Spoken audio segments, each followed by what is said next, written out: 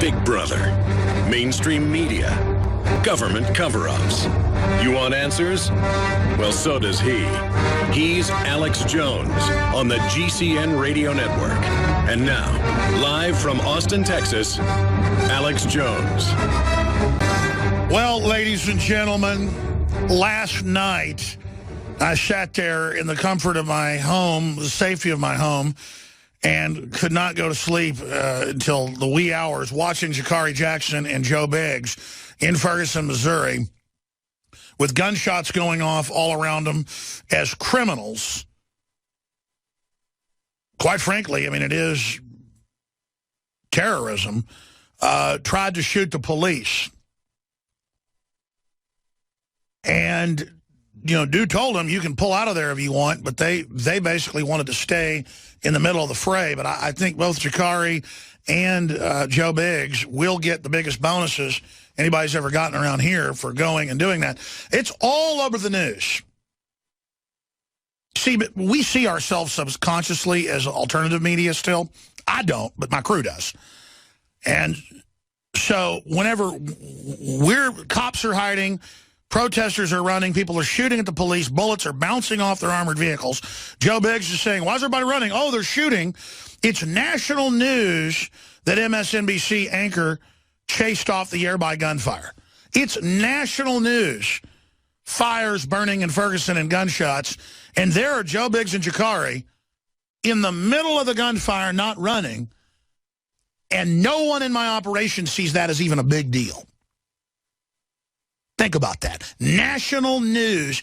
And again, this is just how the media works. And this is a microcosm of everybody else in this country. We see government as invincible. Government is God. It doesn't matter if we have millions of listeners, 4 or 5 million a day. Doesn't matter if 1 million plus people visit Infowars.com a day. We still think of ourselves as small. We still think of MSNBC with 200,000 viewers at one time as bigger than us. And I'm not criticizing anybody. I almost picked the phone up last night to say, hey, go with this headline, go with that headline. This is epic. You know, you're in the middle of gunfire. This is definitely racially based. People are burning down Mexican food restaurants and looting them. You have the footage. How incredibly brave Jakari and Joe Biggs are. And I thought, no. They'll understand how epic this is, and then it'll be told. And then it really wasn't. And again, I'm going to get into the whole Ferguson situation, but our response to it is a microcosm.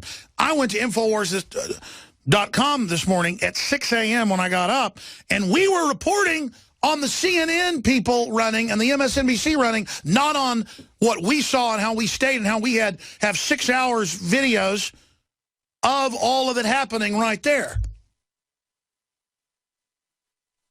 You know, live, historic, uncensored, what really went on, true journalism. Instead, look what CNN did. They ran. Because that's what the heroes do, is they run while our reporters stand there in the middle of the gunfire. Now I'm done ranting about that. I'm just talking about how we need to get our minds around this as a people. The Federal Reserve isn't federal. It isn't the big stone buildings that are invincible that look like some Olympian god base. It's a bunch of foreign criminal bankers that hoodwinked and swindled their way into control of the nation. See? Understand that? But saying, oh, it's a big stone building. It's the establishment. Oh, it's got the power. These criminals count on this allure of grandeur and invincibility. Now, listen, when I come back, I'm going to refocus and get into what actually happened last night. This is a Rosetta Stone issue that you can see into everything on. Clearly, they announced the verdict at night as a psyop, try to make this as bad as possible. I kept saying that for weeks. If they announced it right after nightfall, because they announced it at 1 in the morning, it would have been, everybody would have gone to bed. Maximum effect, 2 hours after dark. They did it with perfect precision. Ladies and gentlemen, thank you so much for joining us on this live worldwide Tuesday edition of the Alex Jones Show. I am your host, Alex Jones, and we're going to be here for the next 3 hours, covering the aftermath of the Ferguson situation that may continue and will probably continue to erupt tonight right through Thanksgiving. Now, when you've got ISIS, a.k.a. Al-Qaeda, killing around 300,000 people the last 4 years in Syria, and you've got 15 million children starving to death a year, another 20 million adults, you got 14 million people dying of malaria every year. I mean, I get it. There are a lot bigger real issues in the world. But as far as a media event and a psyop, and to study social engineering, and to study anthropology and sociology, the things the globalists scientifically study on record, you can see how Ferguson is a beta test for things much larger. I said 6 years ago that Obama was going to stir up race war in America. I'm on record saying it, let's not exaggerate, probably 3,000 or 4,000 times. I said a couple times a week. You do that, that's at least 300, 400, 500, maybe 1,000 times. I don't know. Conservatively, 500 times. I don't know. You've probably heard me say it so much you're sick of hearing it.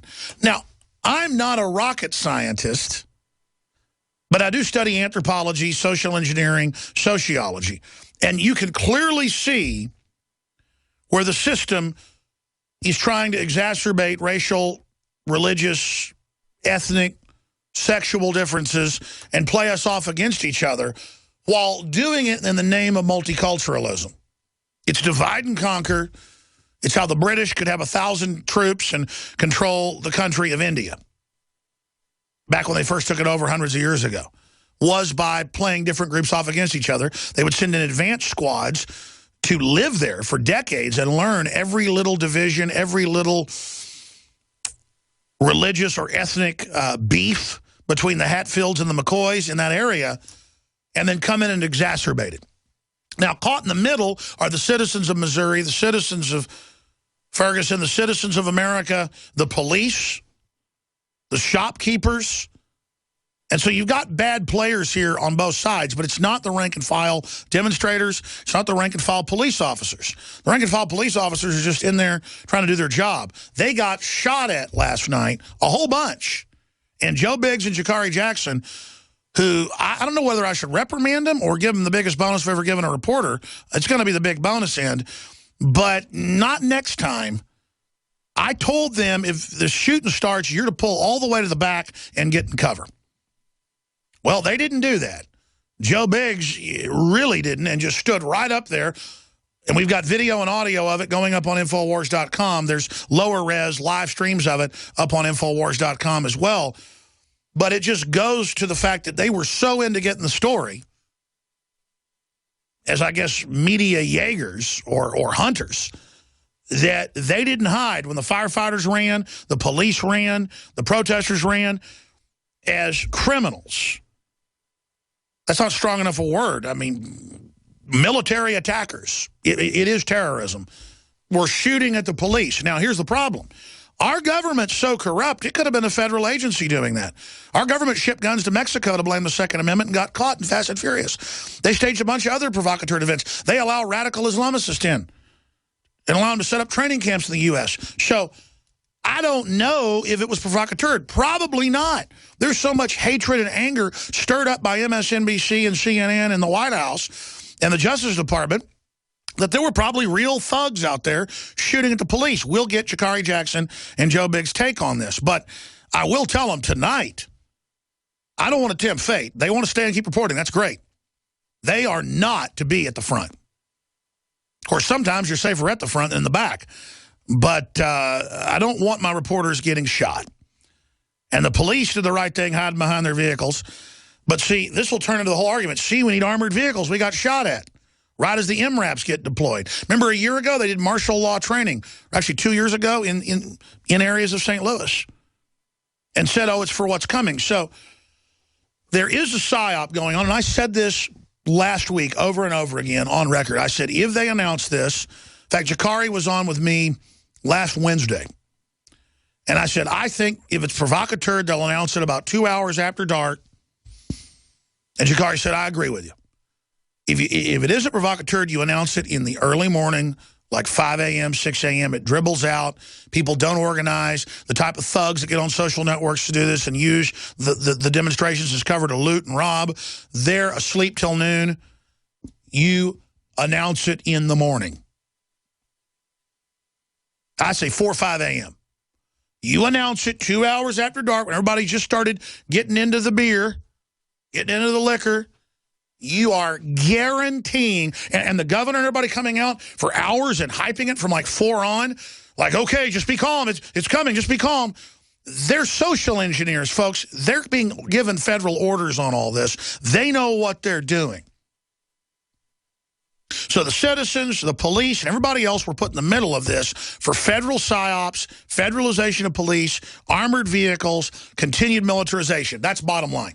Just like in 1991, 92, when they stood down in Los Angeles and let the rioting get going, Daryl Gates, formerly CIA on record, that was all a psyop to further militarize police and say, see, we need more funds. Does the average cop know this is happening? No. Just like the Seattle riots were provocateur, that came out in the Seattle Post-Intelligencer and Seattle Times. Esquire didn't believe me when they did a profile last year. Look it up. They did a profile last year, big cover profile. And he said Delta Force was not at the Seattle riots running it. And he went and looked it up, and then saw interviews with the police chief, and where they all admitted they ran it. Guess who Joe Biggs, who worked aside special forces units in Afghanistan and Iraq, guess who he saw there and got photos and videos of, and we can show that? Delta Force. Clearly, Delta Force and then support units. Guys that have been medically retired who then support them. He saw Spec Ops operators, Delta Force, who he worked alongside in Iraq and Afghanistan, especially Afghanistan. He would, like, bring people to him and stuff. That's who he saw there. So I'm telling you, folks, Delta Force works directly for the president and was at Waco and were the ones that torched the building and shot the people. We had the flare footage. Later came out in Congress. Yeah, that stuff all came out. Just like CIA drug dealing came out in Congress, but nobody ever talks about that.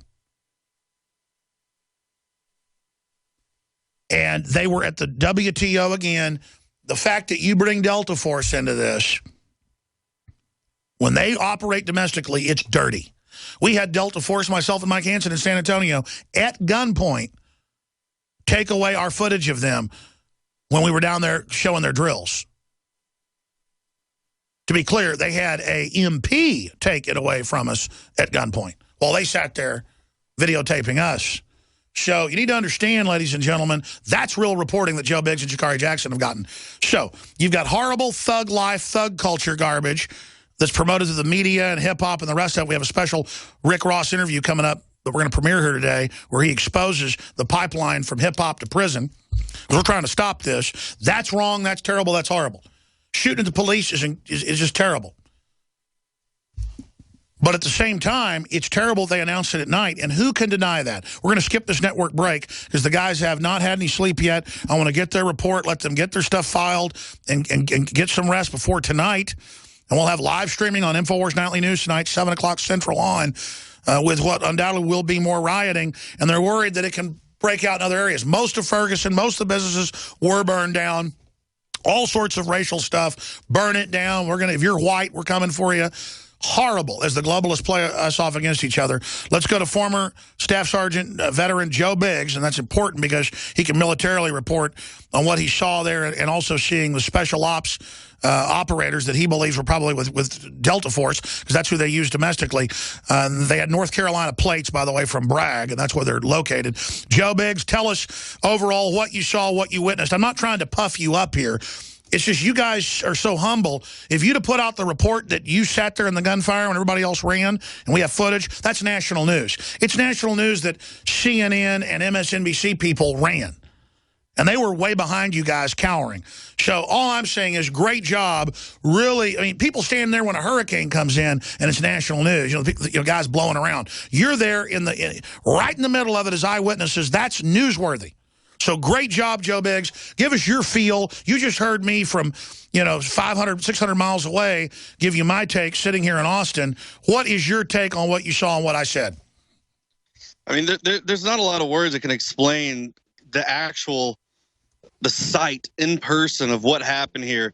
And also, just to give you guys a background of where we are right now, I'm on West Florissant Avenue in Ferguson, and right behind me, this is the McDonald's. Over to my left, the windows were busted out everywhere in this area, but the building was not burned down. But this is a huge complex behind me. You can see all the way through this building to the other side. This is a very wide building. It was burnt to the ground. The transformers in the area that feed power to the buildings exploded last night. We got some really good footage, and I took a picture just right at the right time. I mean, last night was complete and total chaos.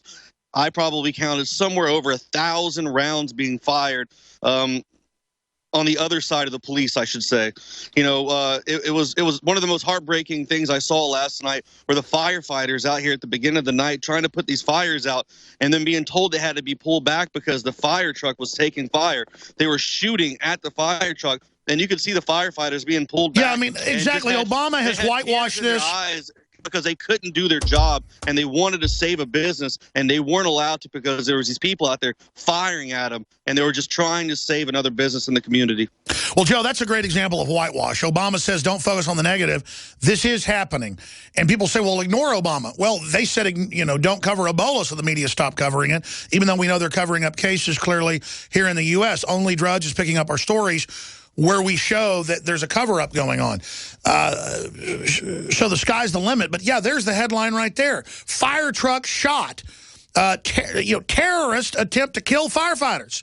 I mean, here's the thing. I'm against police shooting reporters with rubber bullets for no reason, but I'm also against them standing down and letting people shoot at firefighters. I mean, let me tell you something. I'm glad I didn't go up there, because people start shooting at me, I'm going to get really upset. I mean, who are these people? Do we have any idea who's shooting at the firefighters? At one point last night, Alex, it was a crazy sight, and I took an epic photo. I think it's going to be used for years on end. It was right in front of the Season's Greeting sign on South Florissant, where the police department is. There were almost 1,000 police officers lined up in the street there. You know, after they had burnt that police vehicle, Jakari Jackson and I were able to scale a building and get on the roof and get some really neat footage overhead of that car. And then we decided to pull out and come down here on West Florissant. And when we got out here, all there were fire trucks out here trying to put out these flames, and they had no protection at the time. There was no one out here. That's a major system. You're saying the police did not protect the firefighters? No, not for a long time. I mean, by the time the cops got here, they had already made the fire trucks pull back, and the buildings were essentially just left to burn to the ground. And as you can see, this is not the only building on this road that was burnt to the ground. There were multiple other buildings. The Sam's Meat Market was on fire. There was a rental storage, you rent per storage unit, burnt to the ground. And other places, I heard a church just right up the street on Canfield. Someone was shot through the window of their car, and they found the dead body sitting in the car in the same complex where Michael Brown was shot. So last night was complete and total chaos. My mind was blown by the amount of violence and how bad things went so quickly. I mean, it broke my heart to see these people just sitting here, and where are they going to go now? You can't even drive on the street now, Alex. You can't even go out here because it's completely ruined and devastated. Almost everyone out here lost their business. The amount that the people save up to put into this community, to help out, to supply people with hardware, with the burgers, with everything out here, laundry places, all gone. Where are they going to go now? It just broke my heart to see this. Last night was the craziest thing I've ever seen. I mean, far surpassed anything I've ever seen in combat. Elaborate on that. Just the lack of the humanity. I mean, it was just out of control. There was no thought about life. No one cared. People were popping off shots for no reason. I mean, I don't know if you guys know, but they stopped the airspace last night. They shut it down. People who were flying in, by the time I got home last night, I turned on the local Fox. They were at the St. Louis airport. There was a lady getting ready to pick up her son who was flying in from Denver. They were 5 minutes out and told that they had to turn around and go back to Denver. They stopped flights coming in last night because people were shooting up in the air and they thought that it could hit a plane. It was out of control. Well, that's right. Cared about anything. KMOV reports St. Louis-bound flights rerouted amid protests. And you guys got some incredible footage of the burning and the looting that was going on. Joe, let me ask you this, because I want to get this straight. You're saying, as an expert on this, because you've been on at least 3 tours of heavy combat, are you saying you heard at least 1,000 shots in the direction of the police and firefighters? Well, I don't know what direction they were in at every time. At one point, I did hear a snap, like one went right by me, and that's when I got behind a building for a minute. But other than that, I think a lot of them, they were directed at some of the fire trucks when I first got here on West Florissant. And then, you know, the police officers reported last night, too, in the press conference around 2 a.m., that a lot of them, a few police officers were injured. One was shot pretty bad in the arm and was taken to the hospital. But a lot of it, I think, was just up in the air, and apparently at one person who was now dead sitting in a car. So, like I said, last night was out of control. And I was listening to the broadcast before I came on, and you were talking about how a lot of these mainstream media corporations were essentially just running for their lives. And it happened. I mean, we were sitting out there, Jakari Jackson and I were high-fiving each other because these guys were fleeing and running back. They're in a staging area way back here with the National Guard around them and cops patrolling around them. And they're talking about what's going on out here like they have any The footage you got, you and Jakari. We were just showing some of the footage you guys got. It looks like something out of a science fiction movie. Oh, I mean, like I said earlier when I opened the show, there's no words that can explain to actually be here and see it. That video, the video will never captivate what happened here. The smell, the aroma, everything burning. So why was it wilder than some of those battles you were in that Esquire and Rolling Stone wrote about, where there were explosions all around you for hours and fighter jets bombing, you know, targets, and you know, some of the biggest battles in Afghanistan that you were in? They got because I've got 30 men that I trust with my life. You know, last night it was me and Jakari, and then everyone else, you don't know who they are. So you know, it was the sheer anarchy. It was the chaos that made it so weird. Yeah, I mean, it was like me and him against the world almost. I mean, it was 2 of us, and there were thousands of people out here, and gunfire going off everywhere. I mean, at one point I felt like it was just the craziest thing I'd ever witnessed. It was just mind-blowing. I mean, when you guys see the report that's coming up right now, I think it's up now, and they should be getting it. You guys have to play this. I mean, it is amazing footage of what happened. What should the headline be? Exclusive, frontline Ferguson riot footage, or I mean, what headline should we give this video? InfoWars. I'm trying to think of a good way to. You need really good words for this because the footage is just so epic. Epic Ferguson race war footage? Yeah, there you go. Something like that. And again, folks, we just have total transparency. I mean, look at Joe driving while there's burning buildings beside him. This is crazy. I'm going to make the call right now, Joe. I don't want you guys back out there tonight. I don't want to have you guys shot in the head like the person they killed. Alex, you know that it's just going to be hard for me to do something like that. I'm the kind of guy that I don't run from it. I have to run towards it. You know, no, I understand. I know it's exciting, but I don't need to get one of you guys shot, for heaven's sake. Oh, no, we're good. I mean, we work together great out here. I mean, there was no issues last night. We stayed within maybe 2 arms length apart at the most. You know, he was down filming really good stuff, and I was talking to the nightly news crew back at the studio. I mean, we maintained a good distance, and at any time, if things got too out of control, you had bullets flying by your head, man.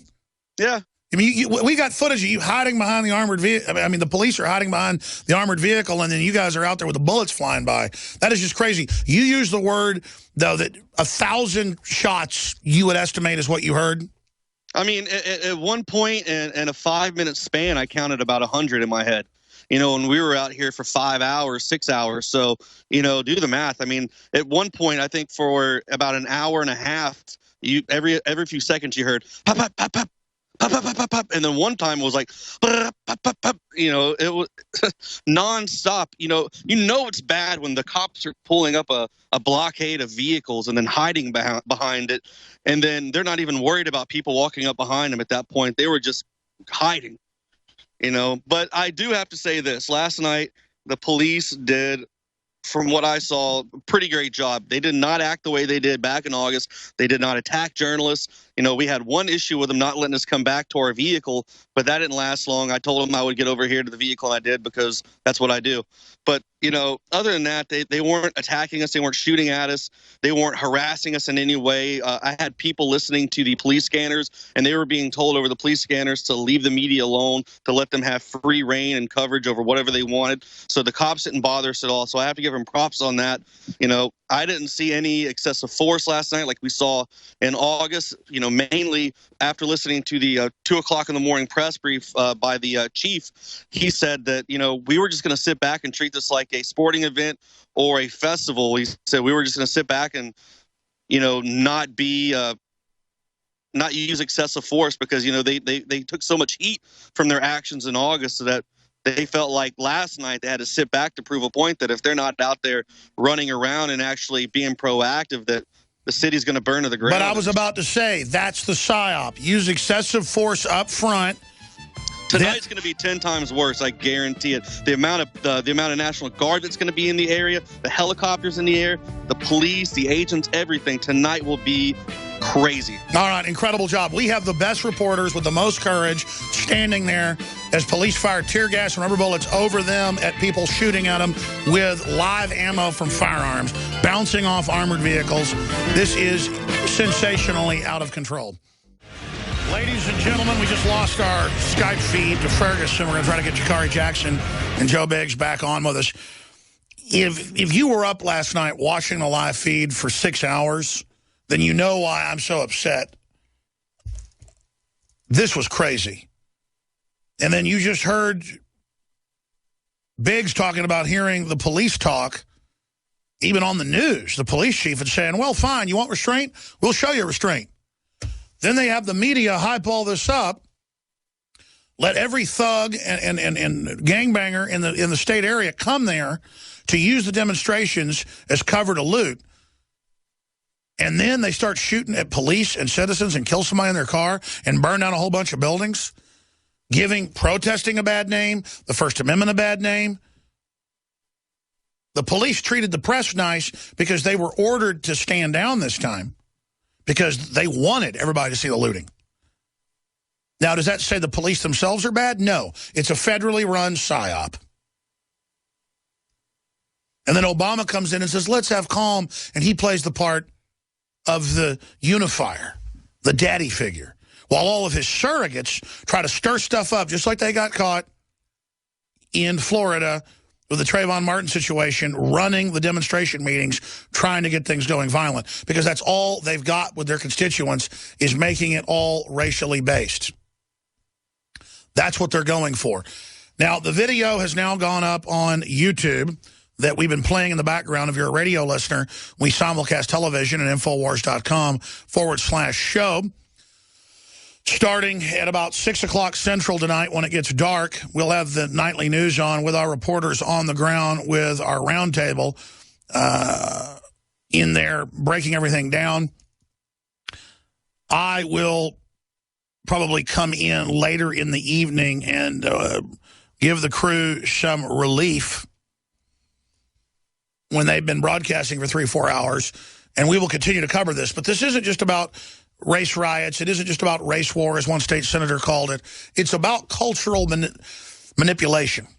And it's about understanding how that manipulation works. But it's also about being able to watch the news and to see the manipulation there and to learn how that works. This is about decompartmentalizing the police, the general public, everybody, so that we understand the larger game plan. Delta Force was at Waco. I forgot to ask Joe Biggs about that. Delta Force was in Seattle for the WTO. That set the precedent for the armored vehicles, the federalization, the black uniforms in '99. They use these as rollout events, and you could see the media hyping it. That's the reason we covered it. We don't usually cover what the media is hyping. But if they're hyping it for an event, we've got to get involved covering it so that we can try to affect the overall PSYOP for a better outcome of enlightening people, not further caging them mentally. But we're going to air the audio and the video of this. The problem is there's so much cussing on the video by the rioters. There's a reason, folks, that I don't go to these type of events. If cops shoot me with rubber bullets for no reason and point loaded M16s at me with no reason, I'm going to get upset. So I just don't put myself in that position. Everybody knows I've done it a lot. I've been arrested 5-6 times for demonstrating peacefully, or not even demonstrating, just being a reporter. I'm glad that Joe Biggs and Jakari can put up with all this. Joe got shot, you name it. Now, last night, oh, come right on in, reporters. Yes, we know your media. That's fine. Now go show the bad looters. So there is no good or bad guys in this, except, I guess, the firefighters and the media trying to cover it. Because I'm telling you, if I was a shopkeeper, I wouldn't board it up. I would just sit there and wait with my guns. Because I am sick of just criminal mobs of thugs going around and attacking, trying to block people on the road who are in their cars, clearly targeting people racially. It would disgust me to see a mob of white people acting like this versus, you know, black folks. And again, that's what this is all about, ladies and gentlemen, is division. But clearly, you got a bunch of criminals using this as their cover to act however they want. You've got the system using the criminal element as a pretext to take over society. That's the bottom line.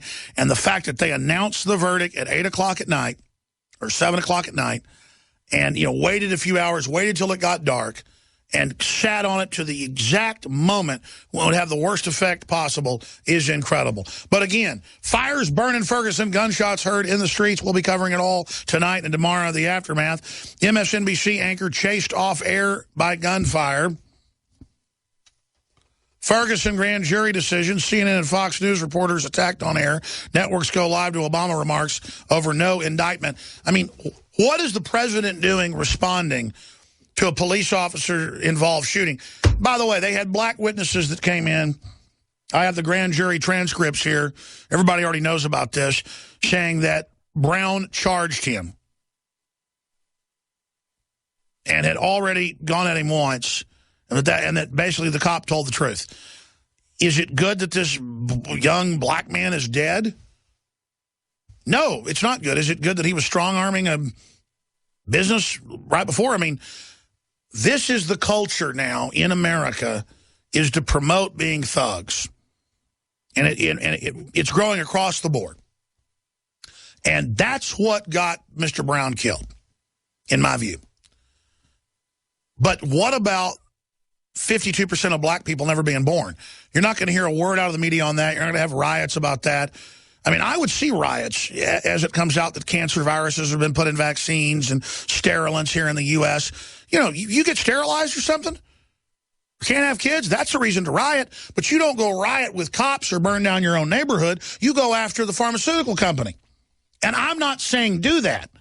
But then you could argue, well, you know, they're going after somebody that did something to them, and there was no justice. But if we put out enough news about what's in the vaccines and about abortion, culturally there'll be a backlash where politically they'll get prosecuted. But again, the firefighters did their job. They went in and they got shot at by people trying to burn down the community.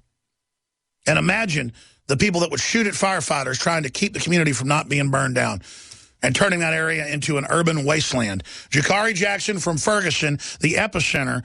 The HD footage that will roll in the background as you talk is just so epic.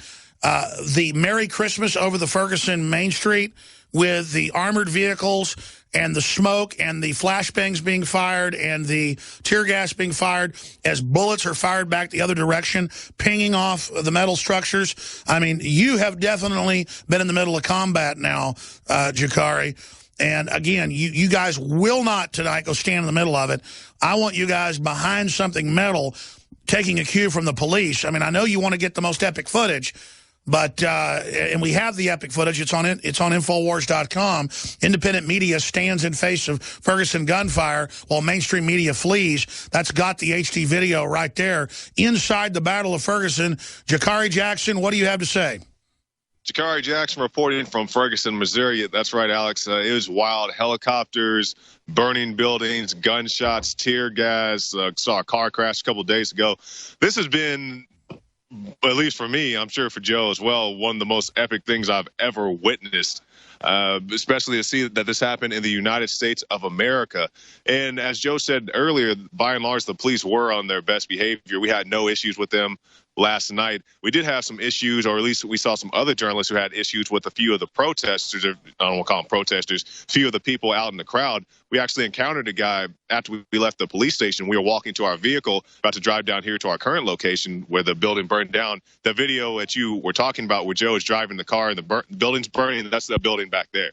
So we encountered a journalist. He said, "Hey, can I get in the car with you guys? Some guys just tried to jump me and take my camera." We said, "Yeah, so get in the car with us." So we drive down here, and we're out walking around. We see the firefighters. We see the burning buildings. And then some guys approach Joe. I'm not sure if this got on camera. I didn't get it on my camera. But some guys walk up to Joe, and they're about to mess with him. They see he has an InfoWars microphone on his chest. He has it strapped to his vest. He says, "Oh, InfoWars, you guys are cool. I'm not going to mess with you." Then he goes and messes with some other people. It was bizarre, the amount of stuff that was going on out here. Well, last I mean, here's night. the deal. If somebody punches you or Joe, I mean, you're going to fight back. They're going to get their butt kicked. It's not like you're some MSNBC reporter that's going to fall down on the ground in a fetal position.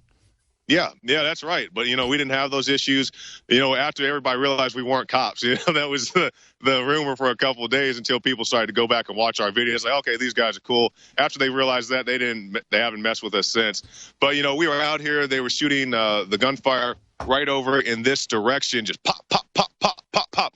I mean, guys going through entire magazines. And, at the time, I couldn't believe they were shooting that many shots. I was like, they have to be shooting them in the air because nobody would shoot that many shots at somebody, although we've seen that happen in previous things. So they were shooting over here. We are next to the firefighters. And if you guys watch the video, it's when the video goes to night vision. And you can hear the call come over the radio. He's like, "Get out of there." It's, some guy talking to the firefighters. He's like, "Get out there. It's too dangerous." And the guys, nothing against the firefighters. They're just following their orders. They got up and they left. And actually, they got up and left in such a hurry, they left their fire hoses behind.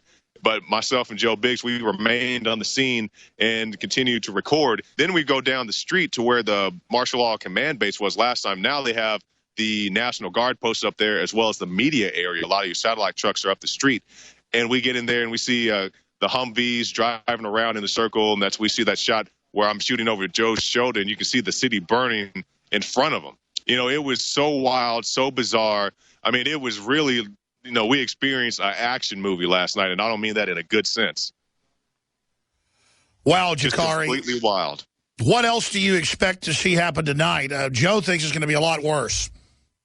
Well, if you think about some of the riots previously, the second night is, when really people get really amped up. We've seen the police, they've been kind to media, but they are, pretty much standing back, waiting in the wings, just making sure that they're not attacked.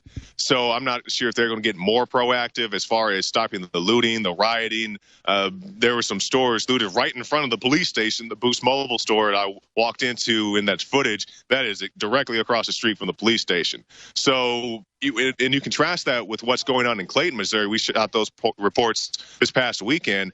Everything is blocked off. I mean, the police station has a barricade going all the way around it. The Just Center has a barricade going all the way around it. They locked that area down. But you contrast that with here in Ferguson, and they pretty much protected the police station, the fire station, but that was about it. The rest of the city was open game.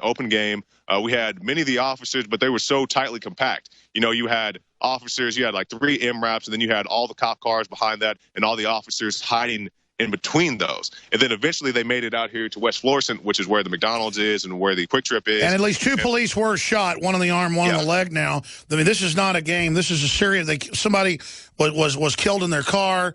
I think you're right. I mean, I think tomorrow is going to be, or tonight. But going into tomorrow at midnight is probably going to be 2 or 3 times worse. Who knows what will happen as soon as the National Guard rolls in that's been standing by the last few days. What do you think, Jakari, about the fact that they made the announcement?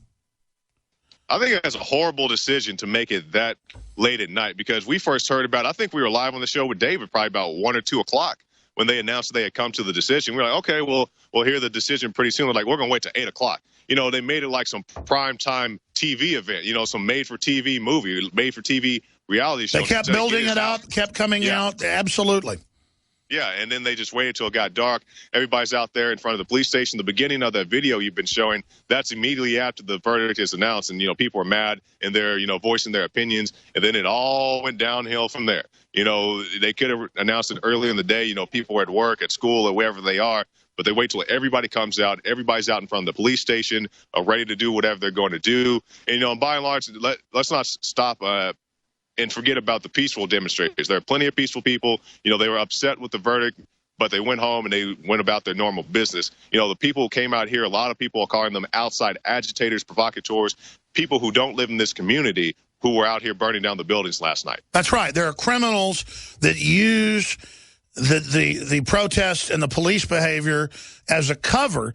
And if the police wouldn't have attacked folks early on, then it wouldn't have turned the tide politically against them for a while to then allow criminals to take advantage of it. And look, they way overuse the terrorist label when they, say that gun owners and veterans are terrorists, or if you're in the Tea Party, you might be a terrorist, or your speech is terrorism. But when you've got people coming to shoot firefighters and to shoot police because you don't like a grand jury verdict and you're trying to kill them to send a political message, that is the definition. Violence or the threat of violence to achieve a political or economic aim is the definition of terrorism. And I got to say it. Notice the media aren't calling these people terrorists now. But with the Tea Party, if somebody sends a threatening letter to an abortuary, they call it paper terrorism. So I just want to illustrate here that I think the organized getting together and shooting 1,000 rounds at police and firefighters is terrorism. And I think it's terrorizing the First Amendment and is a terroristic threat against the media to have the police brutalizing and shooting reporters like you and Jakari with rubber bullets. See, I'm mad at that, and I'm really mad at people shooting at the cops and firefighters with lead bullets because that makes the Second Amendment look bad. What's your take on that, Jakari? Oh, that's exactly right. That's what all the anti-gun people say. Well, look, you see all these people, they're going to talk about those record gun sales, and they're going to say all the guns went to the criminals. You know, I'm pretty sure there are plenty of people who just went out and bought a shotgun and stayed, hoping nobody came in to kick in their front door. So, I'm sure it will be used to demonize the Second Amendment. I'm sure it will be used to push forward the police state. We need all these MRAPs and this heavy armor and all these other tactics because of situations like this. If they would have did what they did in Clayton and had a more secure environment, it would have been less damage out here. I'm confident of that. I guarantee you the police, they were broken up in real teams. See somebody shooting a gun, boom, take them down. If a few of those criminals had got shot early on, all the criminals would have dispersed immediately. They know they've got the green light, Jakari. Since you mentioned it, I want to play this clip from the incredible footage you and Joe shot. The video's up on Infowars.com and PrisonPlanet.com. If you're a radio listener, you got to see this, where they order the firefighters to pull out as you are being shot at. There are bullets bouncing around as this happens, and we've got all the footage of the boom, boom, boom, boom, boom, where criminal terrorists, and that's what they are out there shooting at the firefighters. Here it is.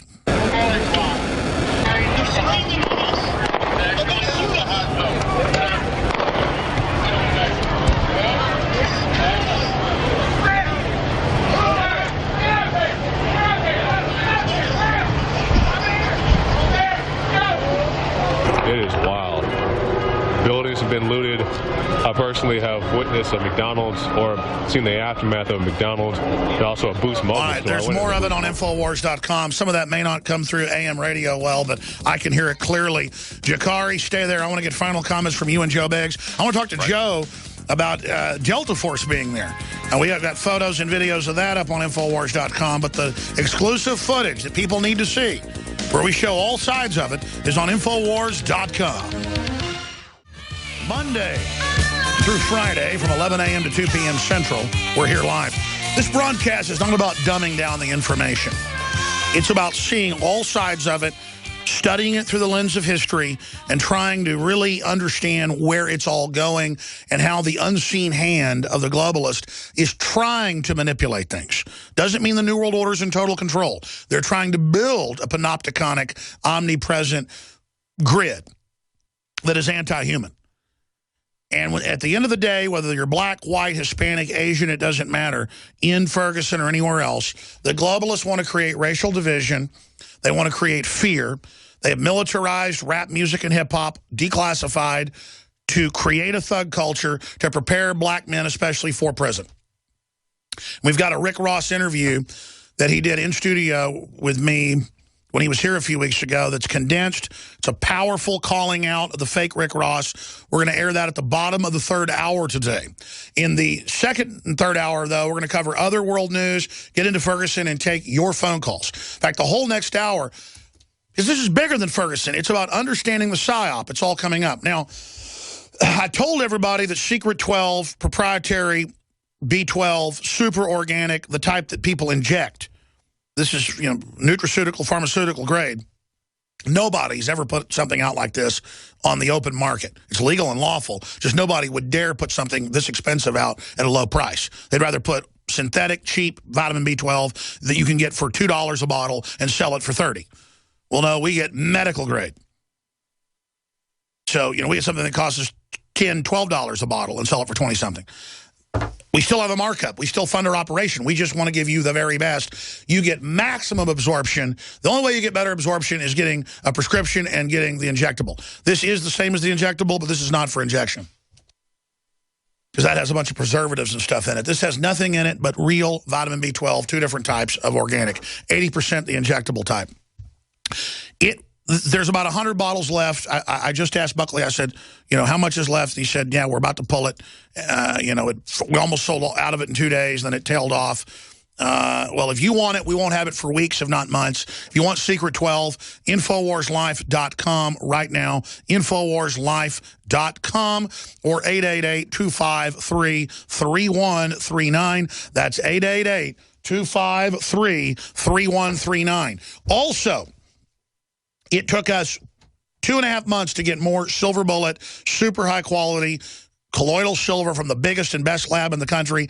They supply the largest, organic shopping market out there in the country. This is the same stuff as you find there, just with our label for $5 to $10 cheaper, depending on what they're selling it for at the time. So it's the best known colloidal silver from our research out there, from the best lab, 30 parts per million at the lowest price. Silver bullet, colloidal silver.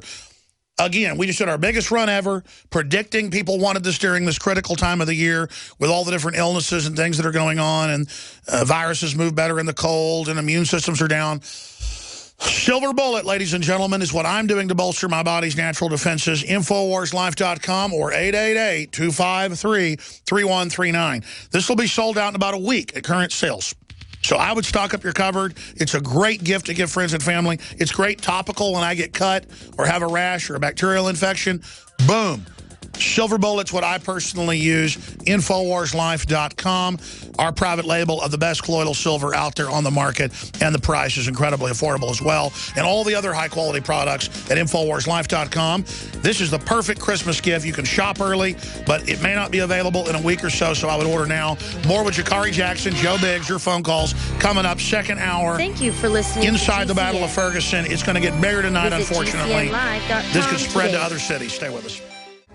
Well, eyewitnesses told the grand jury, black eyewitnesses, that Brown charged the police officer and had been attacking him, basically. I'm not endorsing the police state or how our country's degenerated. But the globalists want to produce a thug culture.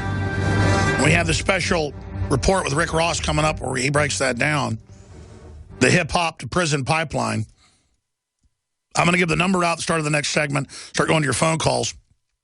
Joe Biggs, we were going to go back to him and talk about Delta Force that he saw there. We'll do that in the next segment briefly. He had to go because he's working on a big story. So Jakari is back in front of the camera in Ferguson. Jakari, I mean, the PSYOP is so obvious. When they make the announcement at 7:30 at night, the worst time to do it, with all that hype, they kept coming out over and over again. We're going to announce it. Having the police stand down, letting it get hyped up. MSNBC and CNN trying to, basically legitimize, the looters as protesters. I mean, I think this all is very, very suspicious. What's your bottom line on what you're expecting? Because if this continues tonight and another day, if it starts to spread to other cities, this could be a major political distraction from all the executive orders and the rest of it. What do you think's happening, Jakari? Yes, I believe it is a major political distraction because we see this. They just announced the amnesty, so I think it definitely is conveniently located. Never let a good crisis go to waste. They knew people were very focused on the Ferguson issue. So it's going to distract from anything. Who knows what else is going to be run through during this time when everybody's so focused on what's going on here. And this is an important story, but there are many other things going on in the United States as well. Sure. And I mean, what type of country gets brought to its knees over a police shooting? I mean, clearly there's good shootings by police. There's bad shootings. There's good cases of citizens shooting people. There's bad cases. Since when can the media decide to make something the big, giant event, and then all hell breaks loose predictably? It's so sad. Yeah, it is sad. And as I was talking with David a couple of days ago, and he was asking why this shooting, because we see other shootings or other episodes of a police interaction that are much more cut and dry, things where it's really not debated that the police officer acted, outside of his abilities when he rendered the punishment on the person, put the brutality on them. So, why this situation, I'm not exactly sure. I guess they thought this was something that they could really get behind and push their whole weight behind. We see incidents like Kelly Thomas, the recent shooting in New York in the stairwell. Things are much more black and white in terms of, right and wrong, but they don't get as much publicity. So I guess they just thought this was the right time, the right area. They had the right type of populace, the right type of police response at that time to push the narrative. So I think that's really how they got on this particular issue. And there have been many other shootings before and since that didn't get near as much fanfare.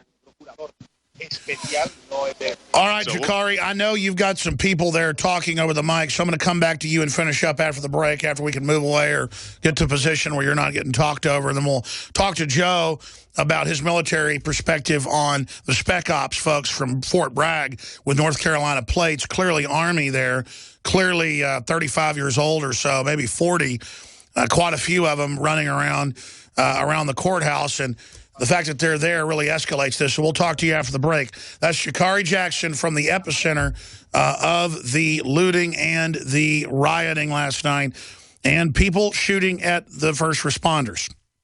Outrageous. Absolutely outrageous. And it just makes my head spin that when we caught people with Molotov cocktails and caught people throwing them, right there the police wouldn't go after them because they'd been ordered not to. But they would shoot our people with rubber bullets. I mean, I don't even want to demonize the police, but what do you say about that? There's clearly an agenda in the orders they're being given to escalate this. And we said, if they make the announcement early in the night and do all this, they want a big event. If the police then stand down and allow looting, they want a big event. They're trying to prime the whole country to blow up like in the 60s. Stay with us. Well, you really can't make stuff up like this. I've got an article up on Infowars.com, PrisonPlanet.com, and the mainstream media TV video report about it. England is looking at restricting knives, banning people basically having butcher knives. They proposed this before, but now it's moving ahead. Laws to ban citizens having knives because we need to stop stabbings. Anybody can make a knife in a matter of minutes with household tools. You can bash somebody's brains out with thousands of things, a brick, a rolling pin, a hammer. Thousands of people a year get killed by hammers in the U.S. Going to ban hammers? Just amazing that they can convince the public. How about they chop our hands off because people use their hands to hold weapons? How about we just kill everybody so that people stop committing murder? This is the logic. If there are no more humans, we will have peace. Sounds like something Emperor Palpatine would say. We have Jakari Jackson and Joe Biggs both reporting from Ferguson, Missouri. If Joe Biggs is ready, we're going to finish up with Jakari and then go to Joe Biggs here in just a moment to talk about Delta Force that he videotaped Sunday and shot photos of with Jakari outside the Justice Center, a.k.a. courthouse, there at the county seat. And then coming up, I'm going to go through all the latest on this because most experts agree we're going to see more rioting tonight. The big issue for me, Jakari, is that if they continue to hype this and continue to have the police now stand down, even as they're getting shot at and bullets are bouncing around and they're shooting at firefighters and their fire trucks, if they don't go and identify who's doing this with police intelligence units who could easily see what's happening with their binoculars and surveillance, if they don't swarm in and start grabbing the bad guys that are giving the protesters a bad name, then this is going to escalate and be a free fire zone for criminals to continue to kill people like they killed one person last night driving in their car, probably racially motivated. If that continues, it will spread to other parts of the country, and I think that's what the Justice Department wants. They ship guns to Mexico to destabilize it and blame the Second Amendment. That killed 100,000 people. The overall drug war has in the last 7-8 years. Thousands of them from Fast and Furious. So we know this goes on. They made the announcement at a key time to exacerbate it. We have the live stream footage that you and others got of as soon as the verdict comes out, people start running from the demonstration area to set things on fire. Black-owned businesses, white-owned businesses, Mexican food restaurants looted and torched. I mean, what type of evil person wants to burn down a neighborhood of random people? I mean, I could even see the stupidness of racially motivated. If you think, it's whites doing it to you, go burn down a white business. That's still stupid, bigoted, like the Klan, killing some innocent black person or burning down their church. But I just really don't get... go burn down a black-owned business. It just seems so mindless and just seems like total criminals taking advantage of this. Jakari, do you agree with me, or what's your view on how bad this might get and this could spread to other parts of the country? Yeah, we hear a lot of chatter of people talking about they want to have a similar thing in L.A. and Chicago, many other areas as well. And as far as burning down the businesses and looting the businesses, we talked to a couple of the shopkeepers that's in that video that you guys have, immediately after the looting happened. And the people who got looted didn't have their businesses boarded. And we asked them, we said, why didn't you board your business? They said, we had faith in this community. We trusted our neighbors, and this is what happened to us. And once again, a lot of the people who came in here to do the looting, they were, outside provocateurs and all that, but their businesses were damaged nonetheless. We talked to a lady who worked in a barbershop, also a man who owned a store right across the street that sold wireless phones and so forth. They were very disappointed, and they couldn't believe that this would happen again in their own community. They thought the community had healed. There had been a lot of proactive things going on, and they just didn't expect it to be on this scale once again. Well, I cover it, Jakari, in my film from 2000, Police State 2, The Takeover, my second in the Police State series. I show the police being interviewed. I even show the newscasts and news articles and then eyewitnesses that Delta Force was there running security, and that the White House was in command of hundreds of anarchists who were brought in out of a university in Oregon and then housed and protected, and they were allowed to loot Nike Town. They were allowed to attack. The cops were ordered to stand down, be hit by bottles and stuff for the TV cameras. Now, the cops didn't know what was going on. Later, they spoke out. Then they were turned loose on the peaceful 60,000 demonstrators a day later and went out and attacked everybody. So that's what's being done here. They're going to let some cops get shot, let some firefighters get shot, let some shopkeepers get killed. People are going to say, you better do something. And then they're going to go after all the demonstrators, people, period, and sell the message that the First Amendment leads to violence, so we've got to get rid of it. And that includes free speech online. We've got to curtail this, or it causes crises. It causes flash mobs. It causes Arab Springs. When we know it was Google, came out 2 years after and bragged that they met in north of London at the same hotel where they had Bilderberg a year later, and that they planned the Arab Spring and how to only let certain groups get traction on Facebook and Twitter. See, the globalists run these big global platforms, and then during key times, they steer things. Now, is the average cop bad in Egypt? No. Is the average cop bad in Ferguson? No. They're just the rubber meeting the road of the PSYOP. They don't know either. No. Jakari, your take on that? Yeah, exactly. A lot of the guys out here, they were much better behaved last night.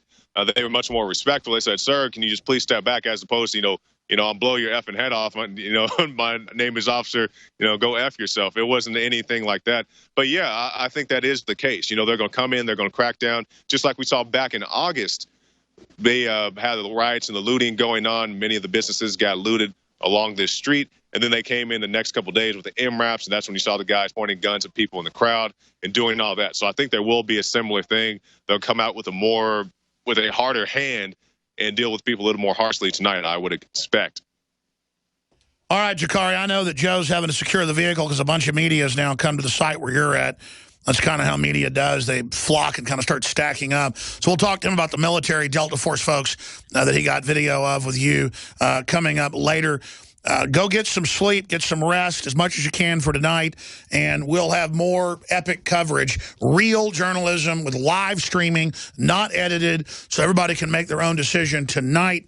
Starting at dark at prisonplanet.tv. Normally, you've got to be a subscriber to see the nightly news, but we're going to have that up as a free feed again tonight, both off our prisonplanet.tv feed and off of your Ustream live feed as backup tonight, 7 o'clock Central Standard Time, Infowars.com, prisonplanet.tv. Thank you so much, Sha'Carri Jackson. All right, thank you, Alex. Folks, it's your chance now. You've heard for an hour and 15 minutes my view, Sha'Carri's view, Joe's view. I want to hear your view coming up in the next segment. Can anyone defend mindlessly shooting at firefighters? Even if you've been wronged by the police and hate the police, if somebody commits a crime against you who looks a certain way, wears a blue uniform, just like skin color, and are you just going to shoot another random cop because some cop beats you up? This is how you get anarchy, and it's a psyop. We're all being played off against each other, and this broadcast is all about stopping that. It's all about getting outside the box, seeing the big picture. You don't have to believe what I say or what I think's going on. A lot of the time, I'm throwing out the pieces here. I don't know exactly what's going on. I know there's all the signs of the globalists through the federal government trying to divide this country and trying to destabilize this nation as a pretext for the National Stability Police Force that the RAND Corporation and the Pentagon want to set up. I want to get your take, especially if you are in Missouri or in Ferguson. You go to the head of the line. Or if you're in another major urban area and have seen any looting that the media hasn't covered, because there's some sporadic reports of that coming in. The way this is being hyped, why would they want to hype this? Why would they make the announcement right at dark, or 8:03 Central, a couple hours after dark? Prime way to create hysteria, prime way to exacerbate tensions. I want to get your take. Here is the toll-free number, 1-800-259-9231, 800-259-9231. And what is Ferguson diverting from? The giant amnesty legislation. The fact that the president's acting unilaterally, the fact that lawsuits been filed on Obamacare, saying he's overstretched his executive power. That ties into the whole immigration situation. Trying to destabilize Russia. What's happening with currencies worldwide? That's a two-part question for listeners. What's your take on Ferguson? How bad do you think it will get? Do you think our analysis is incorrect? We're just trying to state the facts here of what we see. 800-259-9231. But the way I look at it, it's like that old cheesy show Dragnet. Dun, dun, dun, dun, just the facts. We're just looking at what's historically going on here, indexing it with past activities and the playbook of the globalist, and the fact that Delta Force is on the ground, time and time again, they will run psyops for the president. And they'll have psychiatrists behind the scenes, sociologists and anthropologists, and they'll tell the Delta Force as their mouthpiece what to go out and what to say and what to do. When they got rid of the FBI hostage rescue team and got rid of all the Lon Horiuchi and the rest of them at Waco, who came in to do the final deal? Delta Force. Who did Seattle? Delta Force. Did the little idiot anarchists, flown in out of Oregon know they were part of a government operation? Well, we are paid by the government. We are protected. We don't work for the government. Yes, you do. So we're exposing all of this, ladies and gentlemen. And this is a replay of 1992 riots all over again that could really get out of hand nationwide and be used as a pretext to make the public beg for tyranny. And the epic photo that Joe Biggs got with all of the riot police with season's greetings hanging over them, an Infowars.com photo. We need to get our watermarks on those and get those out on Infowars.com and on Twitter, Instagram, Pinterest, and all other transmission points. Robert in Michigan, Ben in St. Louis, Missouri, Clint in Michigan, and a lot of others. Your calls are coming up, 800-259-9231. Live coverage from the ground in Ferguson continues. Short segment. I want to get some of these clips out of the way that are so important. This just broke in the last few hours. It's online right now at Infowars.com as one of the top stories. And this only adds to the mounting pile of evidence that this is a federal psyop to get this out of control as a political diversion so Obama can get all his executive orders through if they can get rioting breaking out around the country. The good news was the Justice Department got caught last year in Florida, or now 2 years ago, trying to get the Zimmerman thing going. They got caught by alternative media. They've been caught trying to do that here.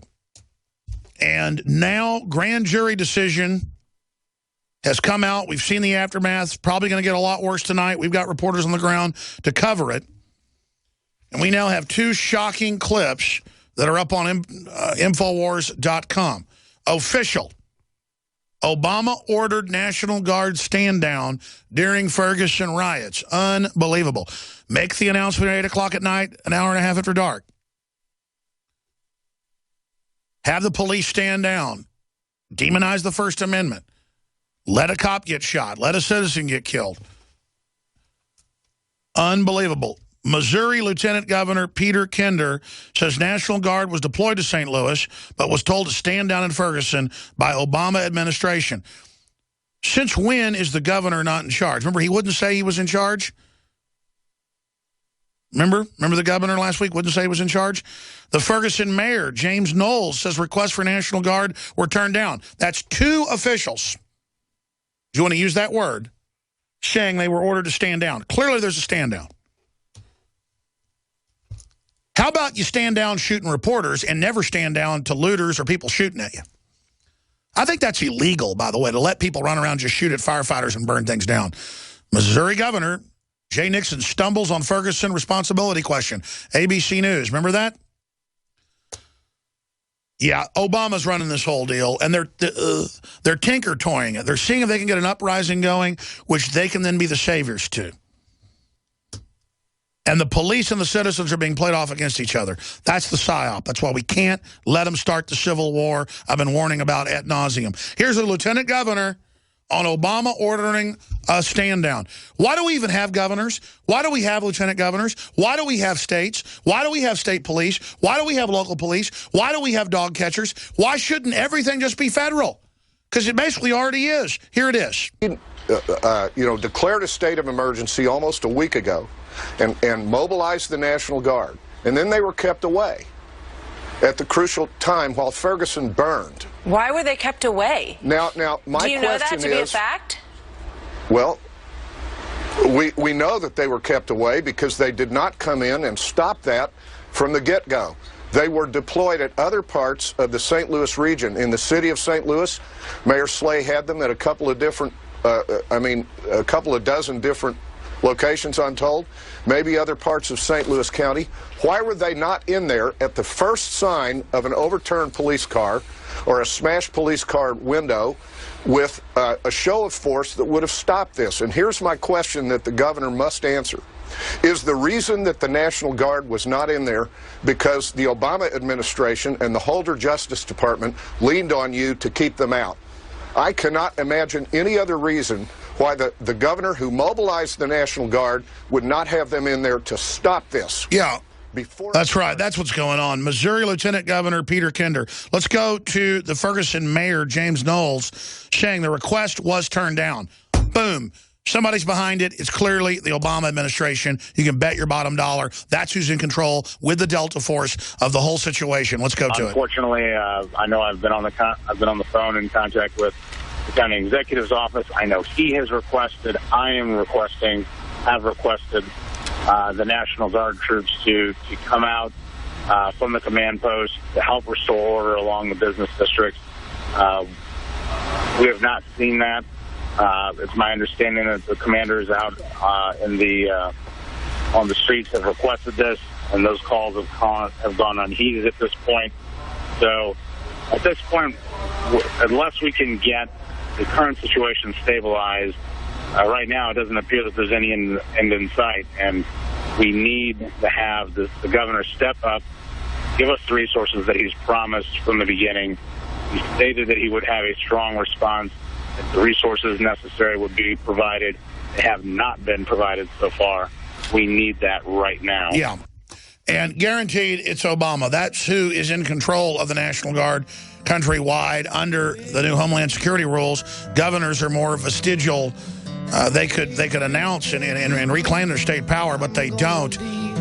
Stay with us, ladies and gentlemen. Your calls are straight ahead, Infowars.com. Hey, look at the top of DrudgeReport.com. It's got the same photo that Joe Biggs got, or maybe somebody else took a similar one. Season's greetings.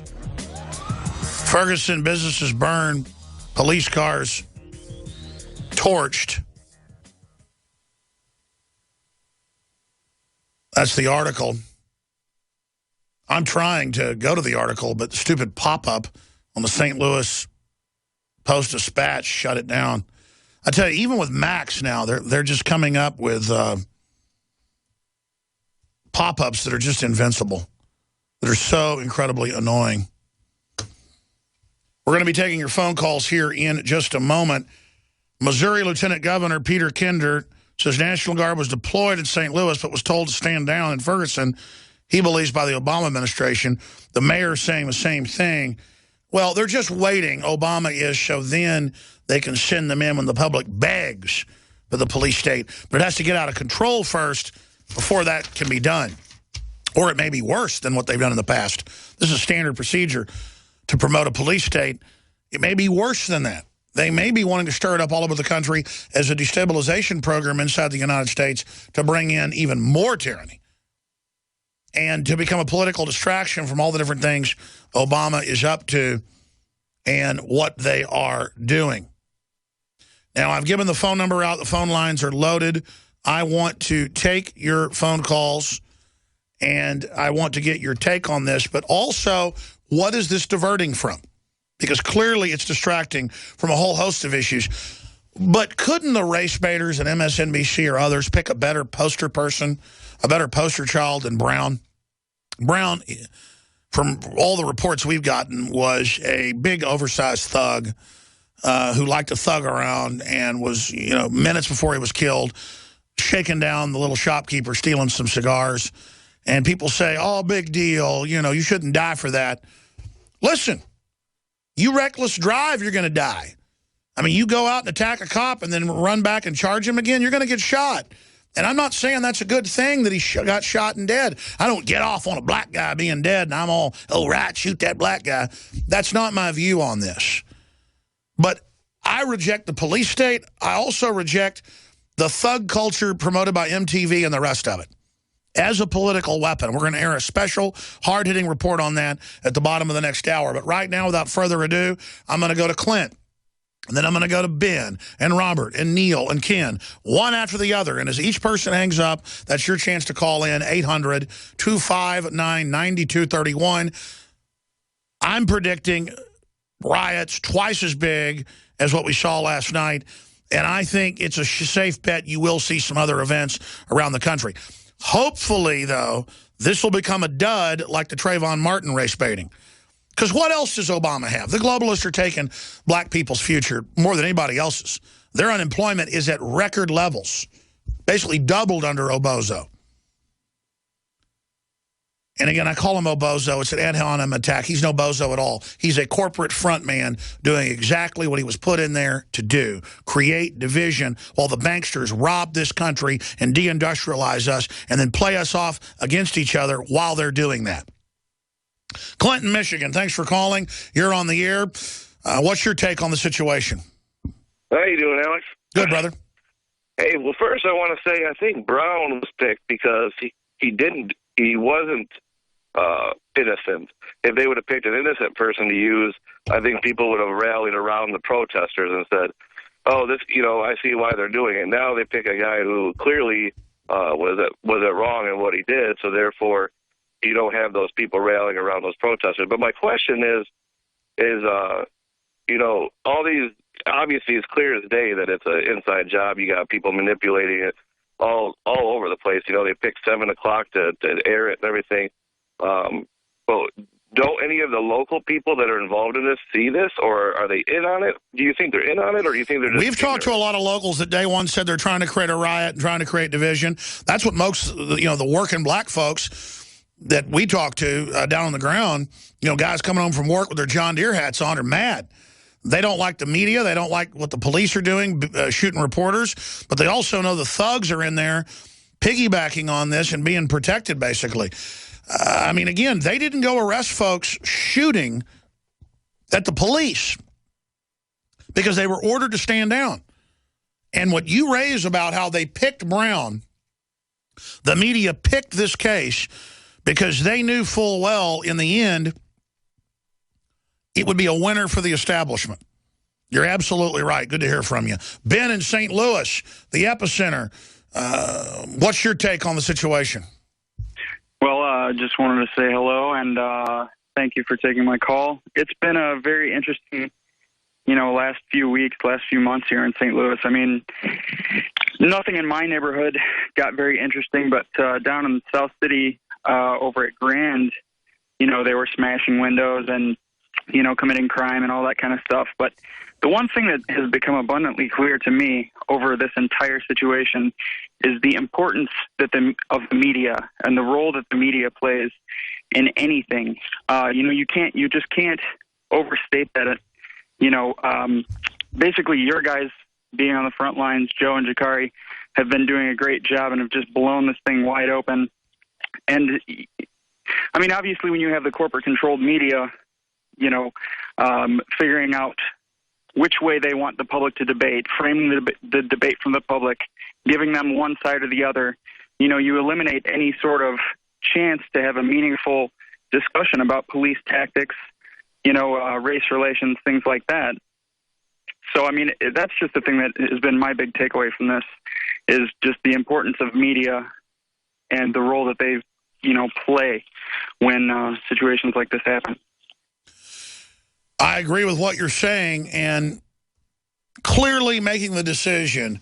You couldn't have picked 8 o'clock when they knew the decision hours before as a worst time to make the announcement. If I was going to pick the absolute worst time, an hour and a half after dark, and I would keep having the governor and keep having the mayor come out. Now calm down there and don't all go crazy. Now, hold on a minute. I mean, I heard that on the radio last night. I was driving home, and I was listening to coverage on 590 at like 5 o'clock, our local affiliate. And Jeff Ward, the local host friend of mine, he was going, man, they're trying to hype this. Man, they're acting like it's a sporting event. They're trying to make this as bad as possible. Absolutely. Who is telling them how to announce stuff? I guarantee you it's the military, the PSYOPs, and they're there believing everything they're told. And again, the way PSYOPs works is I'm not blaming the military when I say this. I don't mean the rank and file. When the president sends the Delta Force in, especially Democratic presidents, I've noticed a pattern. Waco, WTO, and other events, and I've dealt with Delta Force. On record, I made the police state film about them and got messed with. I'll just leave it at that. I've told the story, there's video of it, I'm not going to get into it again today. But it was not fun. Hotels broken into, PSYOPs, you name it. They just think you're not allowed to be an American and have a First Amendment because they get messages from the president and get told what to do. And they send them in there. And they then stir things up, basically. I mean, who would tell them release it at 8 o'clock? Who would tell them have the National Guard stand down? See, why wouldn't the governor say who was in charge? The president is in charge, and who does the president use when they want to stir up a destabilization program? Delta Force. Who created Delta Force? Jimmy Carter. They do not even take orders from the Pentagon. It is a special unit. What are there, 3 squadrons, what they call them? Is it up to 5 squadrons now? And then they've got auxiliary sheep dip groups out of Delta Force. They've got groups above Delta Force. But these are what Delta Force operators looked and acted like that Joe Biggs saw in Afghanistan and Iraq, and I've dealt with them. In fact, I think I've seen some of these very guys 14, 15 years ago messing around when I was doing stuff. And I was just trying to show urban warfare drills because they would announce I was insane and say there are no black helicopters in San Antonio. There are no black helicopters in Kingsville. There are no black helicopters in Houston. And then one crashed in Houston. And we had the colonel on that runs Soldier of Fortune talking about it. And they got mad at him for even publishing it. They basically sent some threats to him. They didn't even want people to know they were doing this martial law drill acclimation operation. So the fact that they're involved tells me they're calling the shots, because they were calling the shots in Seattle for Clinton at the WTO and not just running security. And that's another thing. They'll have cutouts, like they'll have regular Delta Force people there, and they'll have Navy SEALs there, and then they'll have another group of mercenaries there dressed like them. I mean, things aren't usually even what they seem.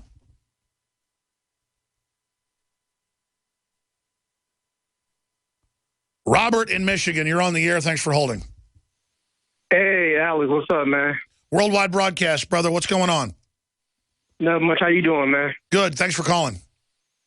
Hey, you know what? I was watching everything unfold last night on Infowars.com, and I couldn't believe it. And as I was watching things unfold, only thing I could think about was how this looked the same as it looked when we invaded Iraq a few years ago. You know, after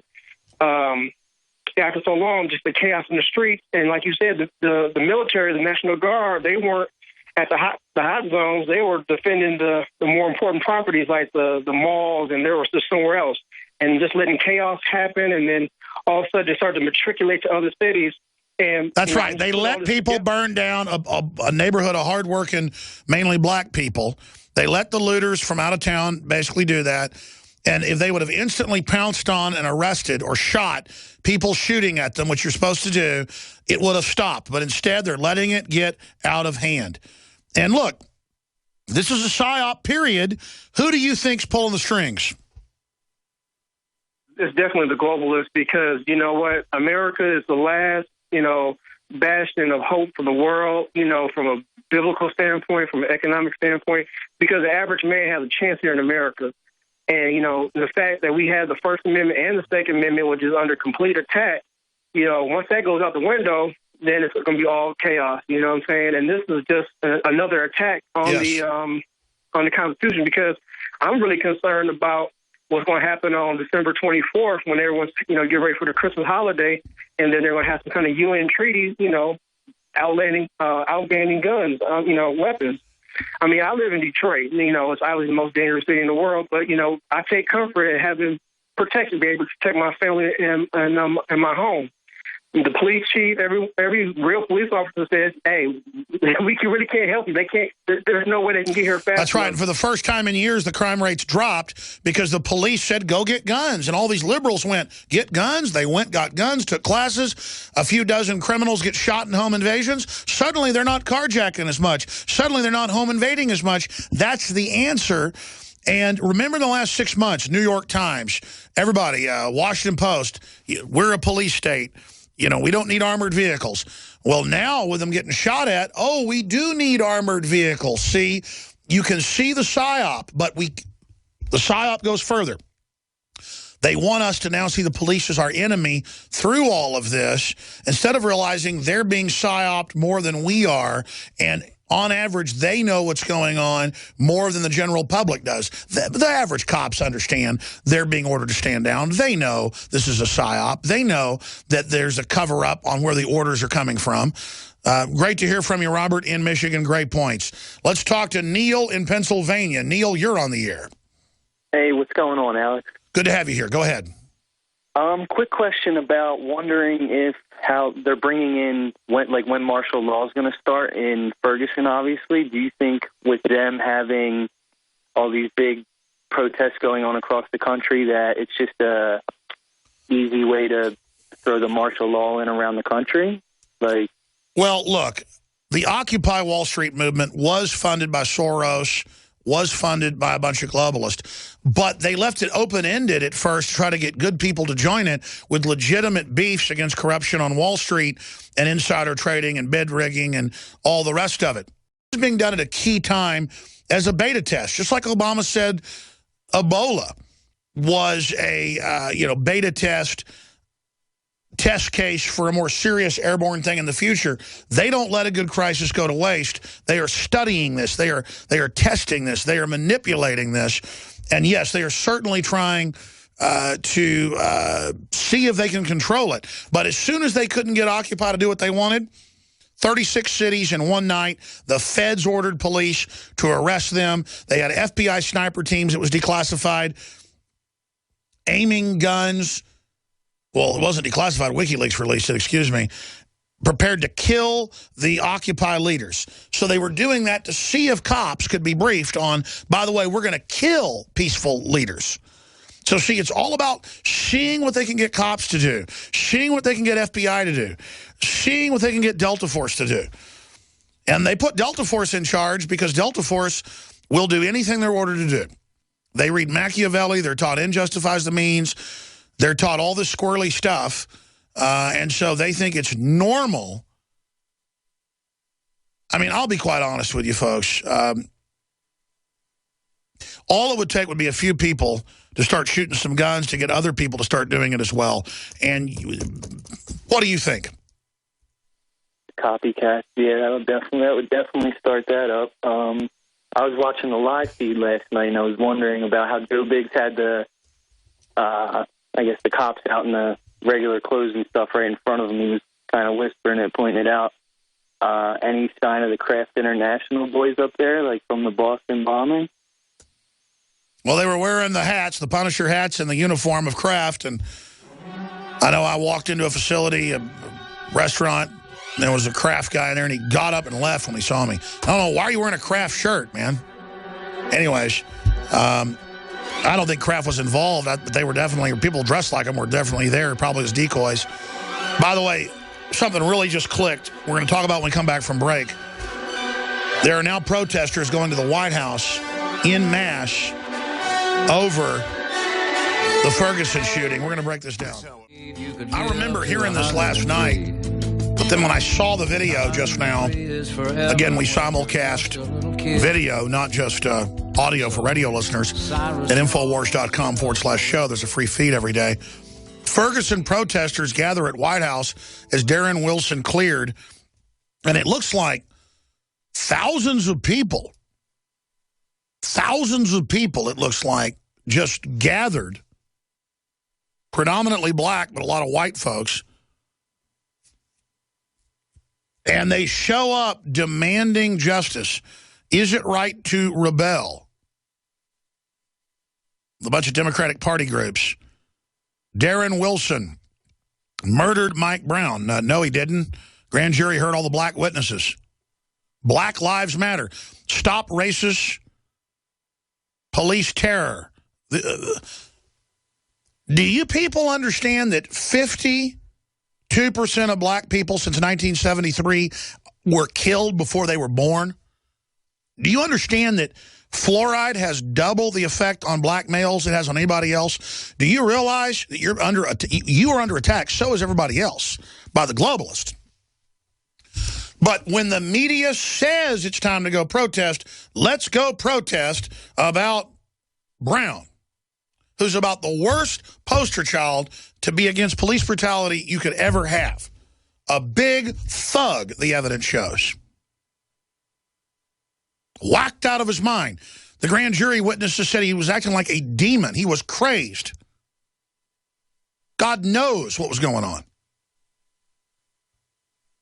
This is who it's so stupid.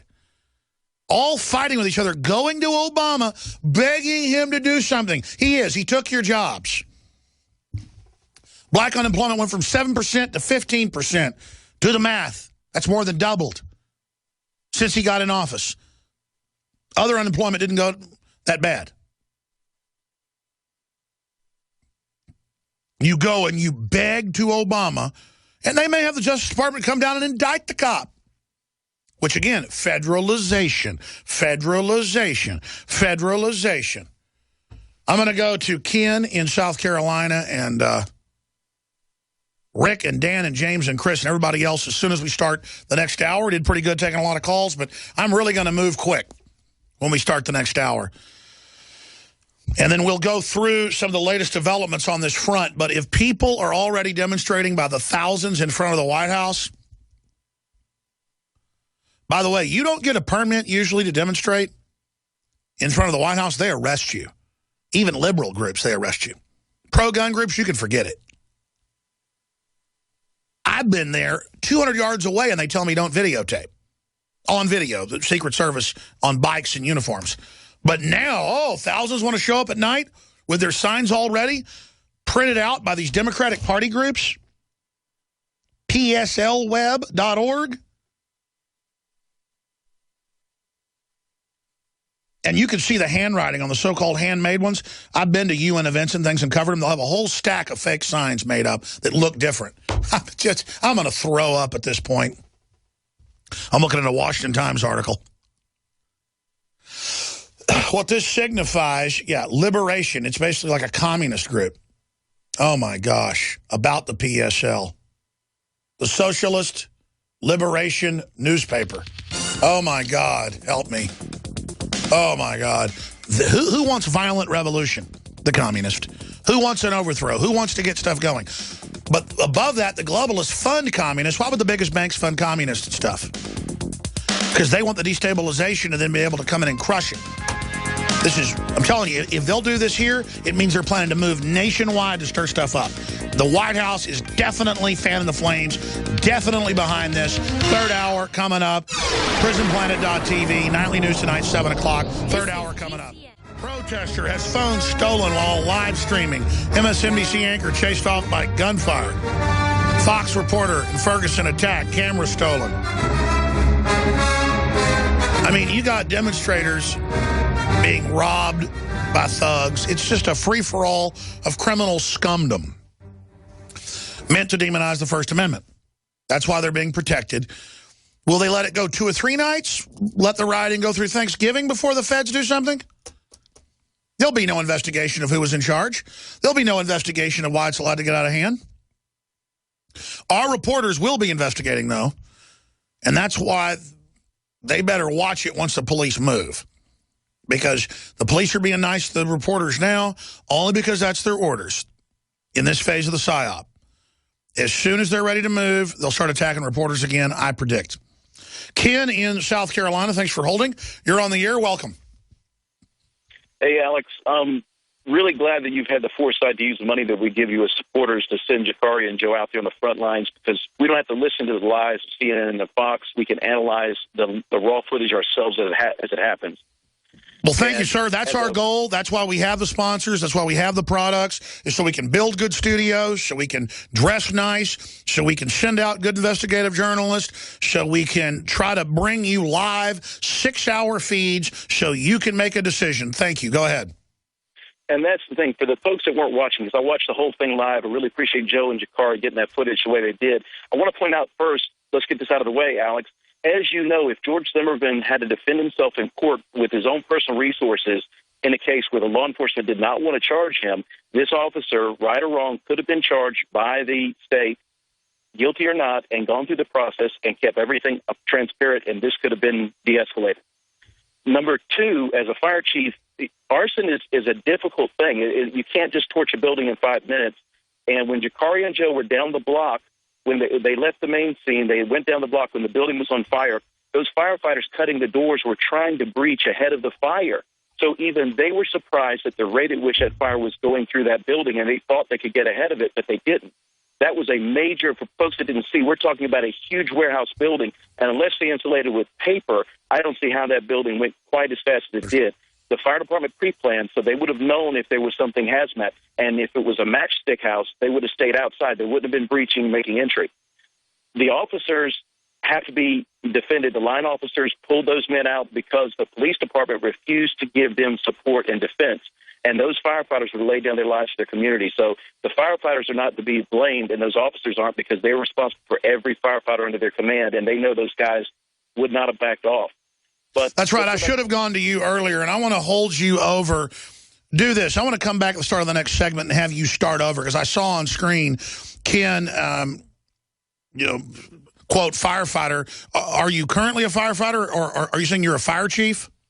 I was a fire chief, I was a firefighter, and I was a South Carolina Fire Academy certified instructor for interior firefighting.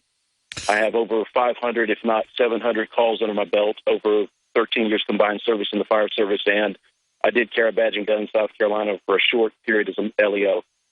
Sure. Well, I want to come back from break then and pick your brain, if you watched hours of the live footage, to tell us, as an expert, your perspective on what you saw.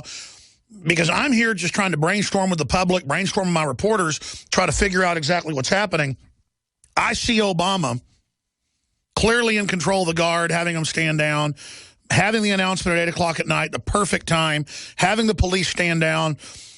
This looks like a premeditated operation. Stay there. Don't hang up. I'm going to come right back to you, Ken, so you can give us your take on what you saw, and if you think we're getting it right here on air, straight ahead, or where we're getting it wrong. Come right back to you, Ken, in South Carolina, former fire chief, to get your take on that, and police officer. And then we'll go to Rick, and then we'll go to Dan and James and Chris and others, and then it's your chance to call in. Toll-free number is 800-259-9231. Because if it is a PSYOP, which it clearly is, what's the big end game? That's the next shoe to drop. We've got open phones throughout this hour. And I've asked police officers, firefighters, you name it, to call in and give us your take on the live stream feeds that we and others have had, the coverage you've seen on mainstream media. We had upwards of 200,000 people at any one time logged in to our two different streams last night. And that's a lot for alternative media. I mean, I'm on commercial AM and FM stations. You could even kind of call that mainstream media or old school alternative media. But to be trailblazing with hundreds of thousands of live streaming viewers really challenges the old media because they can't just show you little clips and then try to spin it. You can see for yourself what really went on and what happened. Certainly, we took the hours of footage we have and condensed some of it down to, I don't want to call it highlights because it's pretty scary stuff, but the absolute chaos. You know, Joe Biggs had embedded reporters with him in Iraq and Afghanistan, and they got written about in Esquire and in Rolling Stone, you name it, because Biggs happened to see a lot of heavy combat. He got blown up twice in armored vehicles. He got shot up several times. He was in some of the biggest Taliban battles that there were in Afghanistan that went on for days in some cases. And he said this was more bizarre because it was just so stupid. The shooting in all directions and people burning things down and protesters robbing protesters because they're not really protesters. Some of them obviously are criminals piggybacking on this, but what type of criminal shoots at firefighters trying to put people's houses out in a black neighborhood? I mean, they burned down mainly black businesses. There's an article out reporting on this. Most businesses destroyed were minority owned. Breitbart reports, and it goes over a listing of them. And then they burned down like Mexican food restaurants and cleaners owned by black people. I mean, let's just burn this cleaners down here. That'd be like, God forbid, let's say a bad cop shot one of my kids for no reason. I would civilly sue them. I would go after them. I would speak about it. And if justice wasn't done, well, I'd have to think about it at that point. But it would be that cop, not all the cops, or not a Mexican food restaurant, or here, let me take my baby to a protest. Again, folks are taught that this is how they protest because it makes you pathetic in the world's eyes. Instead of being politically involved, the establishment doesn't mess with people that are politically involved and are middle class. I don't care what color you are, because they know you're trouble. You know how to get stuff done. They don't mess with somebody in a sports jacket with a suit and tie that pulls up in a Mercedes-Benz. And I'm not saying you're not successful if you don't pull up in a Mercedes-Benz. The point is the system pays attention to that. And they know you're not a wounded gazelle.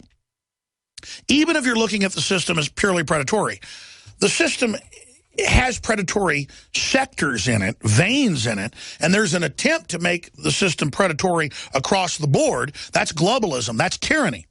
But that's from the top down.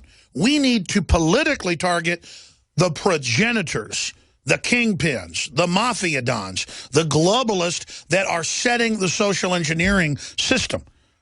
Not firefighters, not police officers, not a black church got set on fire. Biggs is going to go over and get some footage of that. I mean, what is going on here? What culture has been created where we see this thug life garbage? And by the way, they've got it in white culture where it's more of like a end of the world, I don't care about anybody, hurt myself, hurt others, almost satanic stuff going on.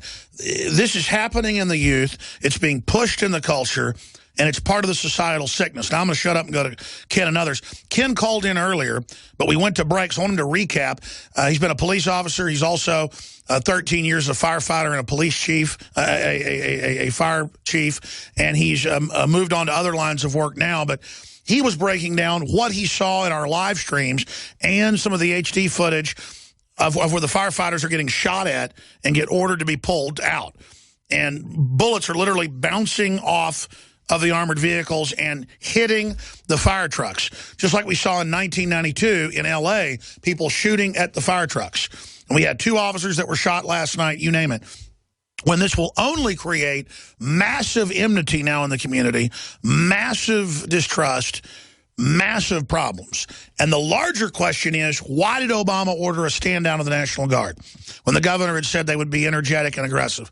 Why did the police stand down? That will elicit a much bigger response tonight and will be the green light for this to show up in other parts of the country, in my humble view. Now, we'll get Ken's take as an expert, a firefighter, a former fire chief, and who's also a police officer. Ken, tell me what you think of our coverage so far, then give us your perspectives on what you saw. And it sounded like you were hinting that footage you saw that we put out where they're trying to get ahead of the fire and block it, but that it was moving so quickly. Were you hinting at the fact that these arsonists look like they have sophisticated training, or what were you getting at? Yes, I'm hitting. Let's for credibility's sake, let me clarify now. I was law enforcement. I was a security officer. We get police training, and we're sworn law enforcement for the state. I was not a regular police officer, though I was a beat cop on the accounts. I had to do police work. Sure, I understand. You had just said you carried a badge and gun, and you were talking about being a firefighter. But just getting that out of the way, go ahead. The footage has been great. Initially, I want to point out that those officers, when the first shots were fired, which probably were an agent provocateur, when Joe and Jakari were right there at the police station, those officers started backing down, and I posted, watch out, because they're backing down to play the victim here so that they can justify a brutal response. And then a few minutes later, we see them moving down the street. For the record, when they closed off those streets with cars that Joe and Jakari reported, that made the streets were all then public walkways. Once they blocked those streets to car traffic, it was walkways. They then marched on the people and tear gassed the crowd, which led to, forcing the crowd into a violent response. And then all of a sudden we find about the fires. And that's the problem. A building that large down the street, that far away, it takes time to burn a building like that. Like the nail place has highly flammable chemicals in it. It could burn, but even that place, it takes a few minutes to get the fire going to a point that it roars like that. With the major building, you have to question the timing. I've responded to fires after a half hour, and we get there in time to save a small building. I mean, I'm talking about a house, not even a major warehouse.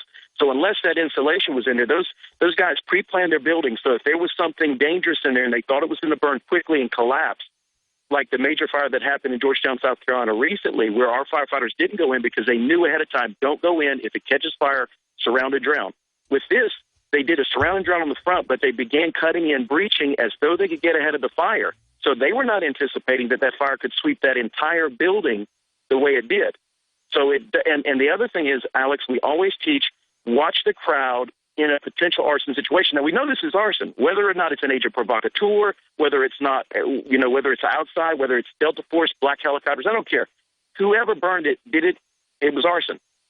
That meant that they would be watching, and the second thing is, if it was some sort of agent provocateur, they would then be the ones firing on the fire department. Immediately, the police should have gone ahead and circled and given them shielding, and then looked for where those shots are being fired, because that's your prime suspect in the arson case, because they don't want the fire to go out. the firefighters were concerned that if they didn't contain it in that building, it could spread to the surrounding community, literally burning down the city. And so they weren't going to give up.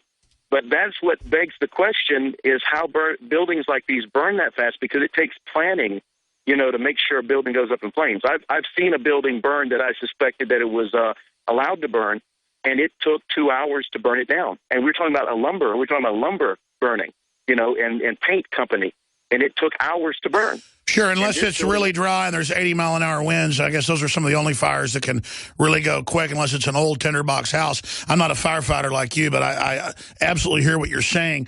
Big picture, what do you think's really going on here? What do you think this is distracting from? Who do you think's behind this if it is an overall psyop? Well, Obama couldn't get his outbreak so far, and he couldn't get his other problems. So it looks like this is a tinderbox. This is throwing a spark into a tinderbox, because this is escalating because the people in Ferguson have a right to be upset. There has been malfeasance. We're seeing, I mean, no one wants to discuss about the black guy that was suicidal that got shot by cops when he was over 10 feet away. There was no way for him to jump on those two officers. It happened right after this guy's shooting. No one is protesting Crawford to this level.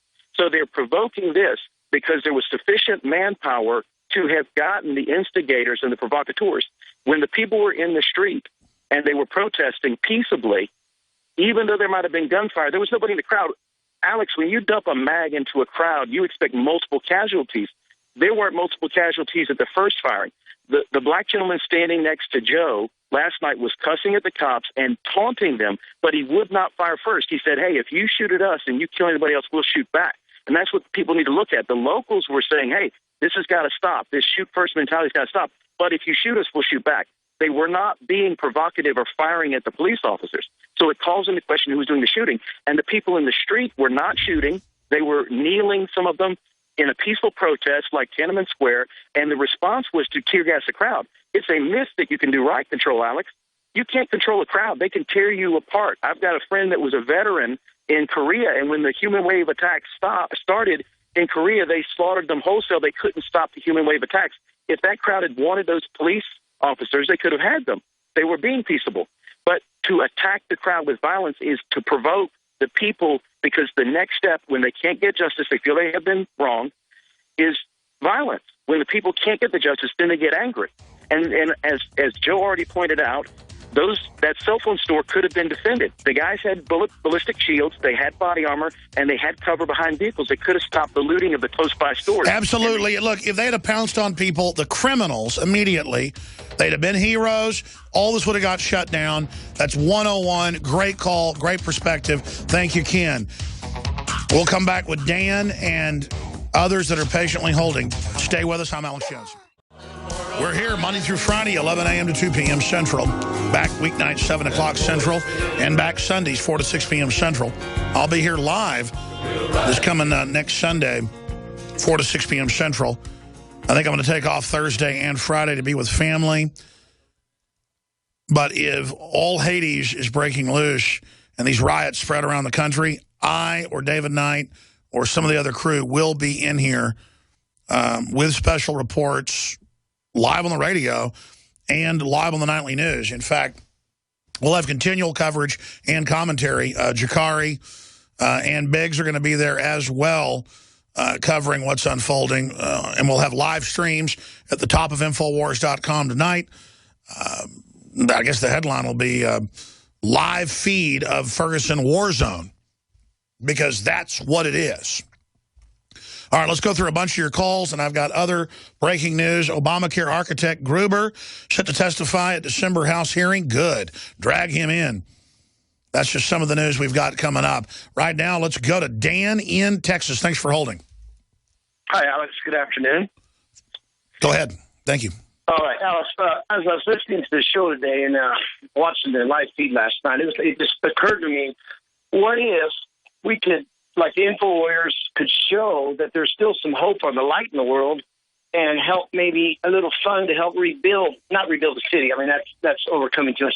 But some of these mom and pop, they got to pay a deductible, something like that. Like how you help the phone lady, the Obama phone lady, or that artist you met at the Alamo. And, I try to do that. I try to show good cops. I try to show, success stories. I try to be as positive as I can because that's the answer. I don't want to just be negative. But at the same time, there's footage of what looks like, part black CNN reporter being hit in the head by a rock. And there's another lady who looks, a lady of color from another channel being attacked by the crowd. And I just think it's a bunch of scum thugs that just want an excuse to commit crime. And that's what you always see is a lot of criminals will piggyback on some cause. And the system knows this and is allowing this to go on so they can demonize all of our basic freedoms. But I hear you. It's just desperate. You can just see the desperate. This is a low blow.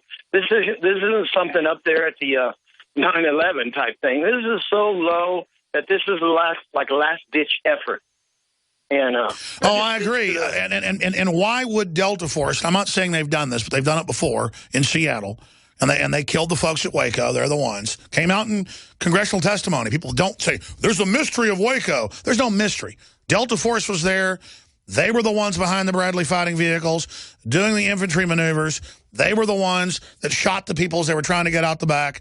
They were the ones that went in and put the bomb on the church records vault, the concrete structure inside where the women and children were hiding, and it turned them into splattered soup all over the walls. General Benton K. Parton was the former head of Air Force Weapons Development, has like 3 degrees, frequent guest of this show, ran the HARP program, everything. He went and investigated it. He got the photos and all the rest of it.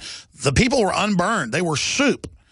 The Delta Force, with an infantry maneuver, climbed in the building, killed a bunch of people. They had an order, kill everyone. And they went in there and they killed the men. They went in and planted a bomb on top of the building and then blew a hole right through it with shrapnel, with a shape charge, killing everybody. And the fact that they're there now, prime suspects in everything, I'll tell you right now, or whoever those special forces are from Fort Bragg, may not be Delta Force. I'm just sorry. They've done it over and over and over again. As soon as they showed up, it screamed red flags, screamed staged events. And who do they work for? Not even the Pentagon. They work for the president directly. And so that tells you who's in charge of this whole situation. Because Biggs saw them basically ordering the police and sheriffs and state police around. So the Army's there. I believe it's a psyop. They're letting the crooks run wild to try to get this stirred up nationwide. And then you run a psyop. As you stir it up and let it happen, you also demonize all demonstrations going forward, and you legitimize weaponizing the police, federalizing the police. That's the end game. Now, I'm not saying Delta Force did this time, but they've done it before.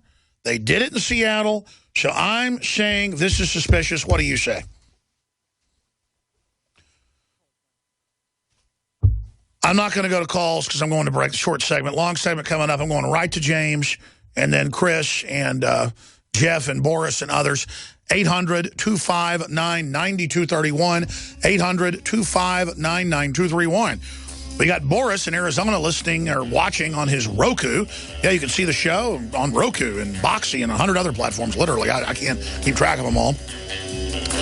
And we're iHeartRadio, we're still messing with that. They called us up, wanted to put us on like 6 months ago, but we're only on their podcast. And then we wanted to pick it up live, and that we've been monkeying around with that. We're going to see what happens with that. But we're going to come right back with your calls. Stay with us.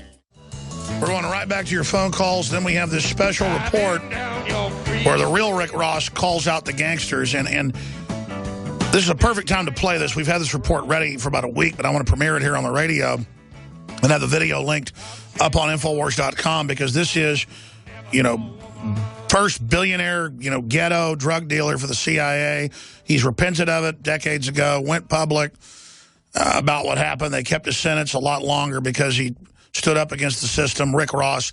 That brief interview is coming up, but it's very powerful, and it's a challenge to hip-hop that's been weaponized to create this type of nightmare gangster thug culture that's spreading like a disease into every community.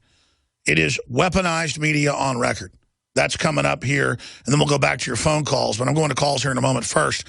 I told you Secret 12 would sell out. They basically came to me and said we got about 100 bottles left, And then it might be a month, might be 3 months till we get more, because it's so hard to secure the true organic methylcobalamin that is the organic vegan type that is so absorbable compared to other linguals and sublinguals, that is pills you take by mouth or liquids you take in the mouth. This is a true nutraceutical at a very low price. If you want Secret 12, this is your last chance to probably get it and be able to get it by Christmas for sure. You'll get it way before Christmas. It's a great gift. So it'll be gone by today. Secret 12, 80% methylcobalamin, 20% this other key type that they say mixes with it and does something with the upload as a key enzyme. I don't understand it all, but let me tell you, you want energy that's natural and healthy and doesn't have a hangover, this is it. Vitamin B12 deficiency is a serious issue. We've talked a lot about it. Secret 12.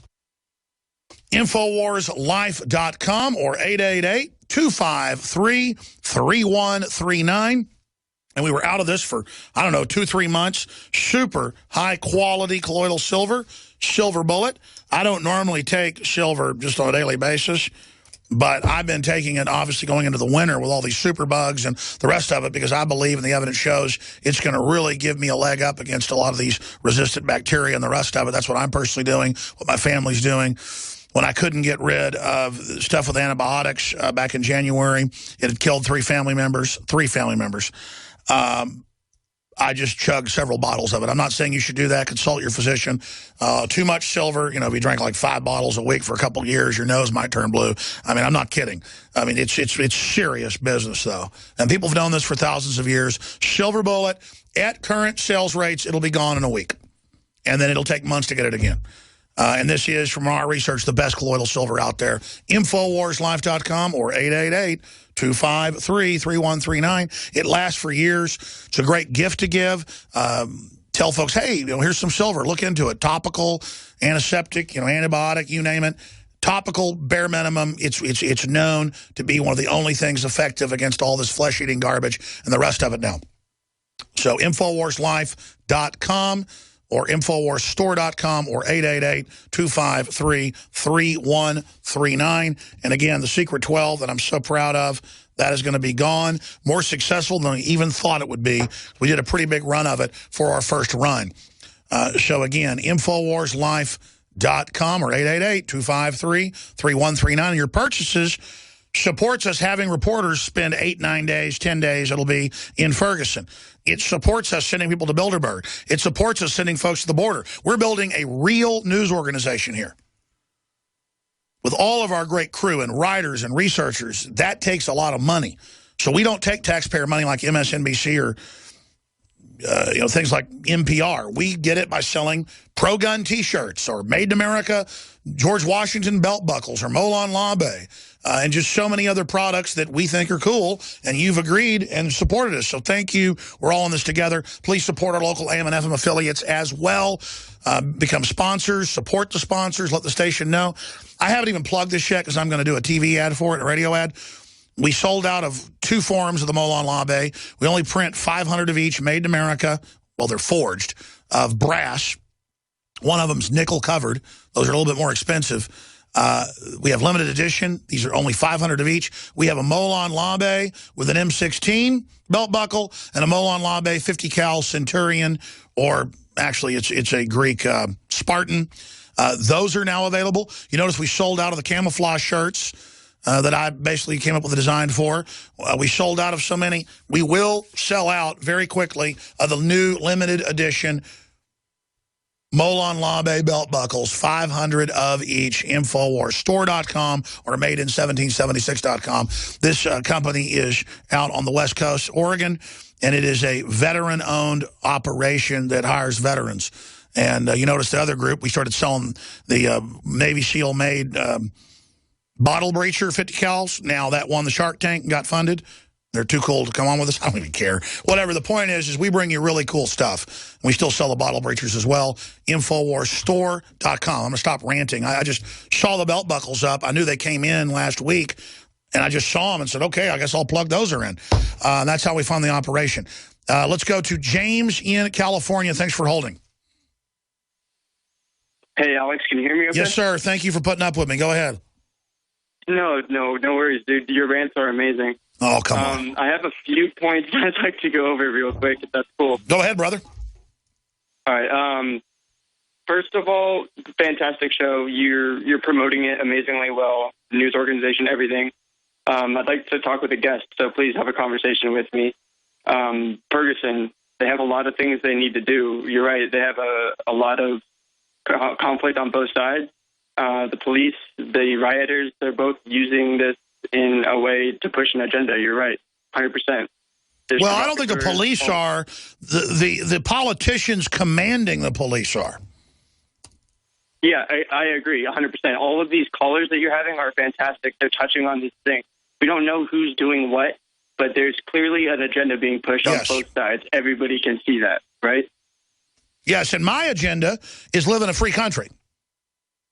Exactly, me too. I have a pretty interesting story about the last week of my life. If you'd like to hear it. Sure, go ahead, real quick. Okay, I got mugged. I almost got mugged on Monday, and I had my firearm on me. And then the next day, police confiscated it. And I'll go into that in detail if you have time. Oh, wow. So you defended yourself or threatened? Well, yeah, I mean, tell the story. Okay. So it's a little bit of a story, but bear with me. I was approached by two people in a very suspicious way. I had my registered pistol on me. I didn't pull it out, anything like that. I got the feeling like they were going to mug me. And I talked them down, basically. Didn't even show that I had a pistol, and we both went on our ways. And the next day, two police officers in the city where I live confiscated my pistol from me, violated my Second, Fourth Amendment rights. There's so much stuff going on, man. I'm just...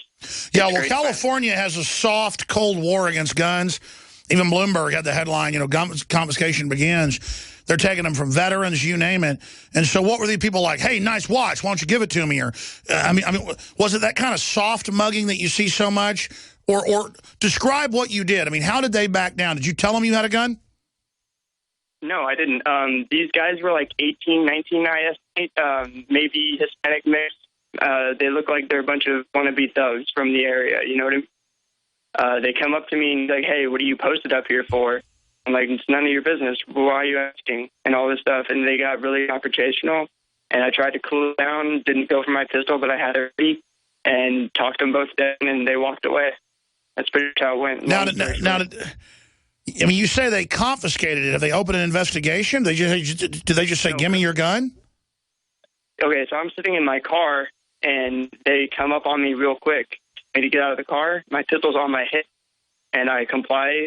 I agree. I'm a law-abiding citizen, 100%. I carry. I understand. Just go ahead and finish the story. And they asked me if I have anything. I have my pistol, and they find it, and they're surprised that I'm honest with them. Long story short, they give me a misdemeanor for carrying a loaded firearm in California because it's a police state in the UN. All of that stuff. No, I understand. Well, listen, you need to go fight that. You need to get your firearm back. You need to fight that case. I appreciate your call. Now, I'm going to go ahead and go to this Rick Ross story report. And again, this is a man who travels the country now telling young people don't use drugs. This is a guy traveling saying don't be into gangster culture.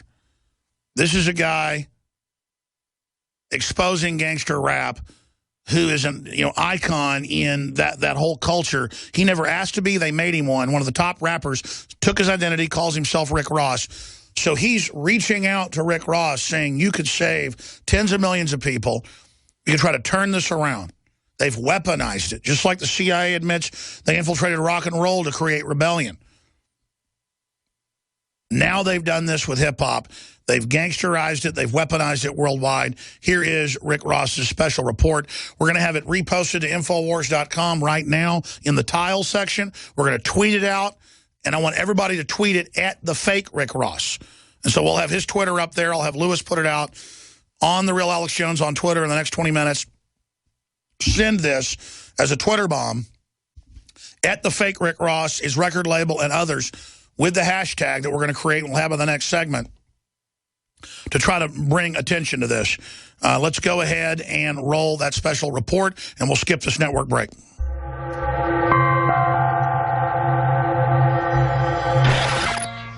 I'm the real Rick Ross. Today, there's a new epidemic, smokable cocaine, otherwise known as crack. I will tell you, Director Deutsch, as a former Los Angeles police narcotics detective, that the agency has dealt drugs throughout this country for a long time. The CIA used him as a pawn to sell drugs to help fund the secret war in Nicaragua. Illegal cocaine is coming into our country at alarming levels. He was a 1980s drug lord who became a multi-millionaire urban legend in Los Angeles. A rap star even stole his name and parlayed it into a music career. I'm your neighborhood drug dealer. It's your neighborhood drug dealer. Hey, you see Rick Ross in there? Rick Ross. The real Rick Ross. To William Roberts, a.k.a. Rick Ross, who's using my name, I'm inviting you in to come with me. Let's fight this culture. Let's fight this penitentiary culture that hip-hop's been spreading. Let's make a difference. Me and you need to come together and you need to tell them that you didn't make your money selling drugs. And making music is how you became famous. See, it's nothing wrong with making music. Just like it's nothing wrong with being a correctional officer, if that's what you did. But so many of our friends who look up to you and look up to me are out on the streets thinking that they can go out and sell drugs and parlay that into a record career. I don't know if you know that they're not gonna make it, but I know that they're gonna wind up in prison with prison sentences 3 and 4 times what they should be, because this war on drugs is no joke. I have 10 or 11 friends still in prison right now with life sentences, including one that even you know, Big Meech. I know how much you respect me and care about me, otherwise you wouldn't have took my name. Take a chance with me now. Let's make a difference. And even if William Roberts, a.k.a. Rick Ross, don't decide to come with me and join hands, then the rest of the artists out there, let's us come together. Professor Griff, KRS-One, and so forth. Let's join hands. Let's change this thug culture. Let's change this hip-hop to prison pipeline. Let's make it happen. Right now, today. Let's do it. And not just you, the whole hip-hop community. I'm asking all of you. Let's all of us come together. Let's change these laws right now and end this senseless war on drugs. A lot of times we go through life and we start to believe that the things that we're experiencing in our life and the things that we see in our communities are the only way it is. Like, this is the way it is. This is the way it's supposed to be. And when you start to think like that, you can get trapped in a box. Hip-hop has taken over the world. If we can take hip-hop back, we can change the whole planet. We can bring real peace and no more war. Let's be pioneers. Let's be talked about forever for how we change the way society thinks about each other. It don't have to always be a war on drugs. If we can educate ourselves to where our kids and our brothers and our sisters and our mothers and our fathers look at drugs the way we look at rat poison. You know, we just don't go around using rat poison and other chemicals that's harmful to our body. If we teach our people how to not use drugs the same way, then eventually we don't have to worry about them using drugs. Now, you may never have heard of some of these stars, but your kids have. They're heroes to a whole new generation. Now, they take these guys, and these guys say, well, I got to the position that I'm in right now today by selling drugs. So the message that it tells our kids is that if you go out, you sell drugs, then you can become a great rock star like myself and never go to prison. And I think that that's a false message to be given people who feel hopeless. I'm letting you know right now that the establishment is using hip-hop to prime these kids for a life that's gonna send them to prison, just like they did with me. See, when I was coming up, there was Superfly, Tequila Sunrise, Scarface, all these movies to make you think that you could start with nothing and then you could have the whole world at the palm of your hand. Only that there was no pot of gold at the end of the rainbow. It was a set of handcuffs and shackles. And you want to know why the CIA symbol is behind me? Because they were the guys behind me when I was selling drugs. And now they're behind hip-hop and rock and roll. This prison, hip-hop connection, they're behind that too. If it was good for them to sell drugs, then it should have been good for me to sell drugs. The money from the drugs went to buy guns for the country. Even if you don't read my book, warn your kids. Let them know. But I advise you that this book is worth reading. Definitely for your kids. Even if you don't read it, get it for your kids, get it for your loved ones. Let them see what the drug culture is all about. It's not manufactured like the stuff you see on TV and you hear in music. This is real life. It's your life, your loved one's life. Let's make a difference. You know where to find me. Freeway Ricky, Facebook, Twitter, Instagram, freewayrick.com. Hit me up. You know I'm out here. Yeah, it's very important that I redeem myself for the wrongs that I've done. And I feel that the way that I can redeem myself the best is by helping others not fall in the same footsteps that I fell in. Because I believe that it's a trap. It's a trap to catch you. Yeah. Just because you're doing bad and you're looking for a way to make an income, there's people that'll take your freedom forever and ever. Don't make the same mistake I made. Don't get caught up. It's time for us to wake up and face it. Get the truth, and you're done.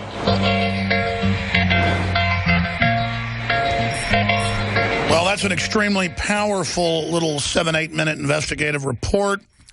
It's powerful audibly if you're a radio listener. It's very powerful, the video of him speaking to high school and college students.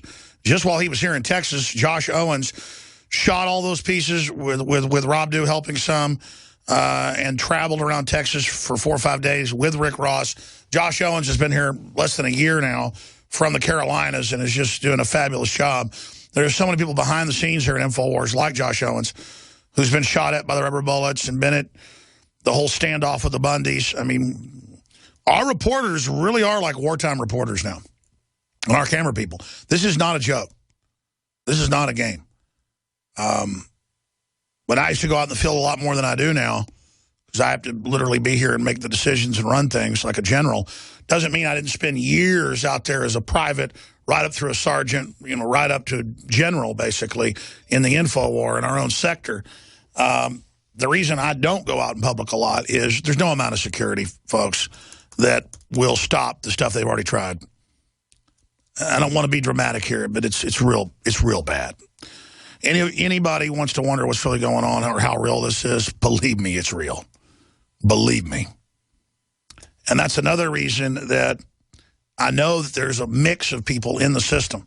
The evil's not just in the government or not just in the corporations, it's in us, just like the good's there. And I know for a fact some of our best intels come from the FBI, from federal marshals, from state police, from the Austin Police Department, who has, just like a guardian angel, repeatedly, without ever even telling me about it, kept a watch and like kept people from killing me. And so long before I even knew about all that, I grew up more and realized that it's not just black and white when it comes to large institutions. It's black and white when it comes to communism being absolutely horrible, or the Second Amendment being key to freedom, or family being key, or vaccines, you can't trust them.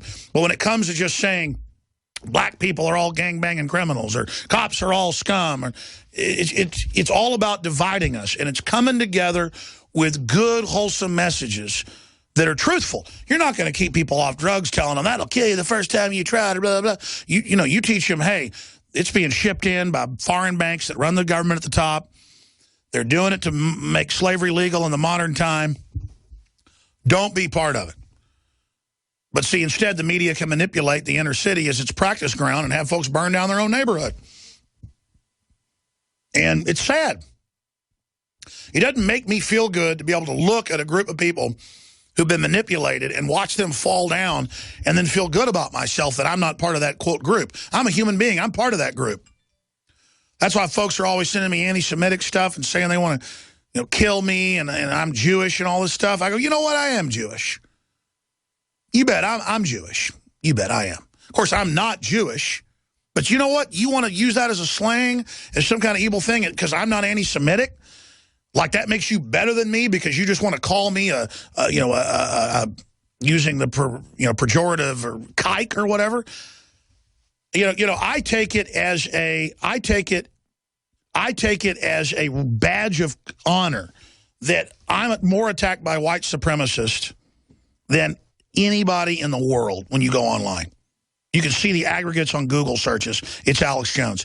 Who do you think runs the groups that are putting out the K word and the N word and the division? It's the tiny globalists that want to play everybody off against each other so that they can get us all wanting peace so bad that we'll let them ban the N word or ban the K word. And then once they've banned those words, they can ban the word mom or dad. And you're like, what do you mean they're going to ban that? They're already in Europe and the U.S. banning it in government documents. They're already banning brown bags in Seattle. Don't say brown bag, it's racist. Brown bag, brown bag, brown bag. It's not words that are evil, it's how they're used. So the fact that a bunch of globalist-run white supremacists want me dead, badge of honor. The fact that the ADL that protects real Nazis like George Soros hates me and lies about me, badge of courage. See, because I just tell the truth. My job isn't hard. Israel attacks the USS Liberty trying to sink the ship. To blame it on Egypt, I expose the false flag. Because Israel isn't a sacred cow. Israel's arrogant like all these other governments. Why do you think I have the Saudi Arabian government talking trash about me? And they got their people creeping around here. Because we're having an effect, ladies and gentlemen. We know what's going on. We're accurate. We really are telling people the truth. As close to it as you're going to get, because I promise I don't have all the answers. I didn't mean to go off on a whole jag. It's just that I can't sit back and feel good about 52% of black people never being born. I can't sit back about Mexican girls being forcibly inoculated with Gardasil that's known to basically reduce their fertility and give them autoimmune disorders. Even if the giant hordes of uneducated people are being used as dumbed-down political weapons against me and my family, even though maybe 30% of black people are raving racist in my experience and absolutely would slit my throat if they could get away with it, I won't sit there and say, good, kill all their babies before they get out of them, because I will not sign on to dehumanization. And that's not being a hero, ladies and gentlemen. That is common sense. If you won't stand up for justice across the board, regardless of what color somebody is or what their religion is, you're not going to get justice when it comes time for you to get it. And that's what I'm telling the police out there in these corrupt cities, corrupt counties. You think in your good old boy network, you're going to get away with doing bad things to people and it's not going to come back on you and your family? Here's another little message. You people that are into evil, it comes back on your family, not just on you. So I didn't mean to go off on a jag rant. I'm going to go to break, come back and go to Chris in Florida, who's been holding.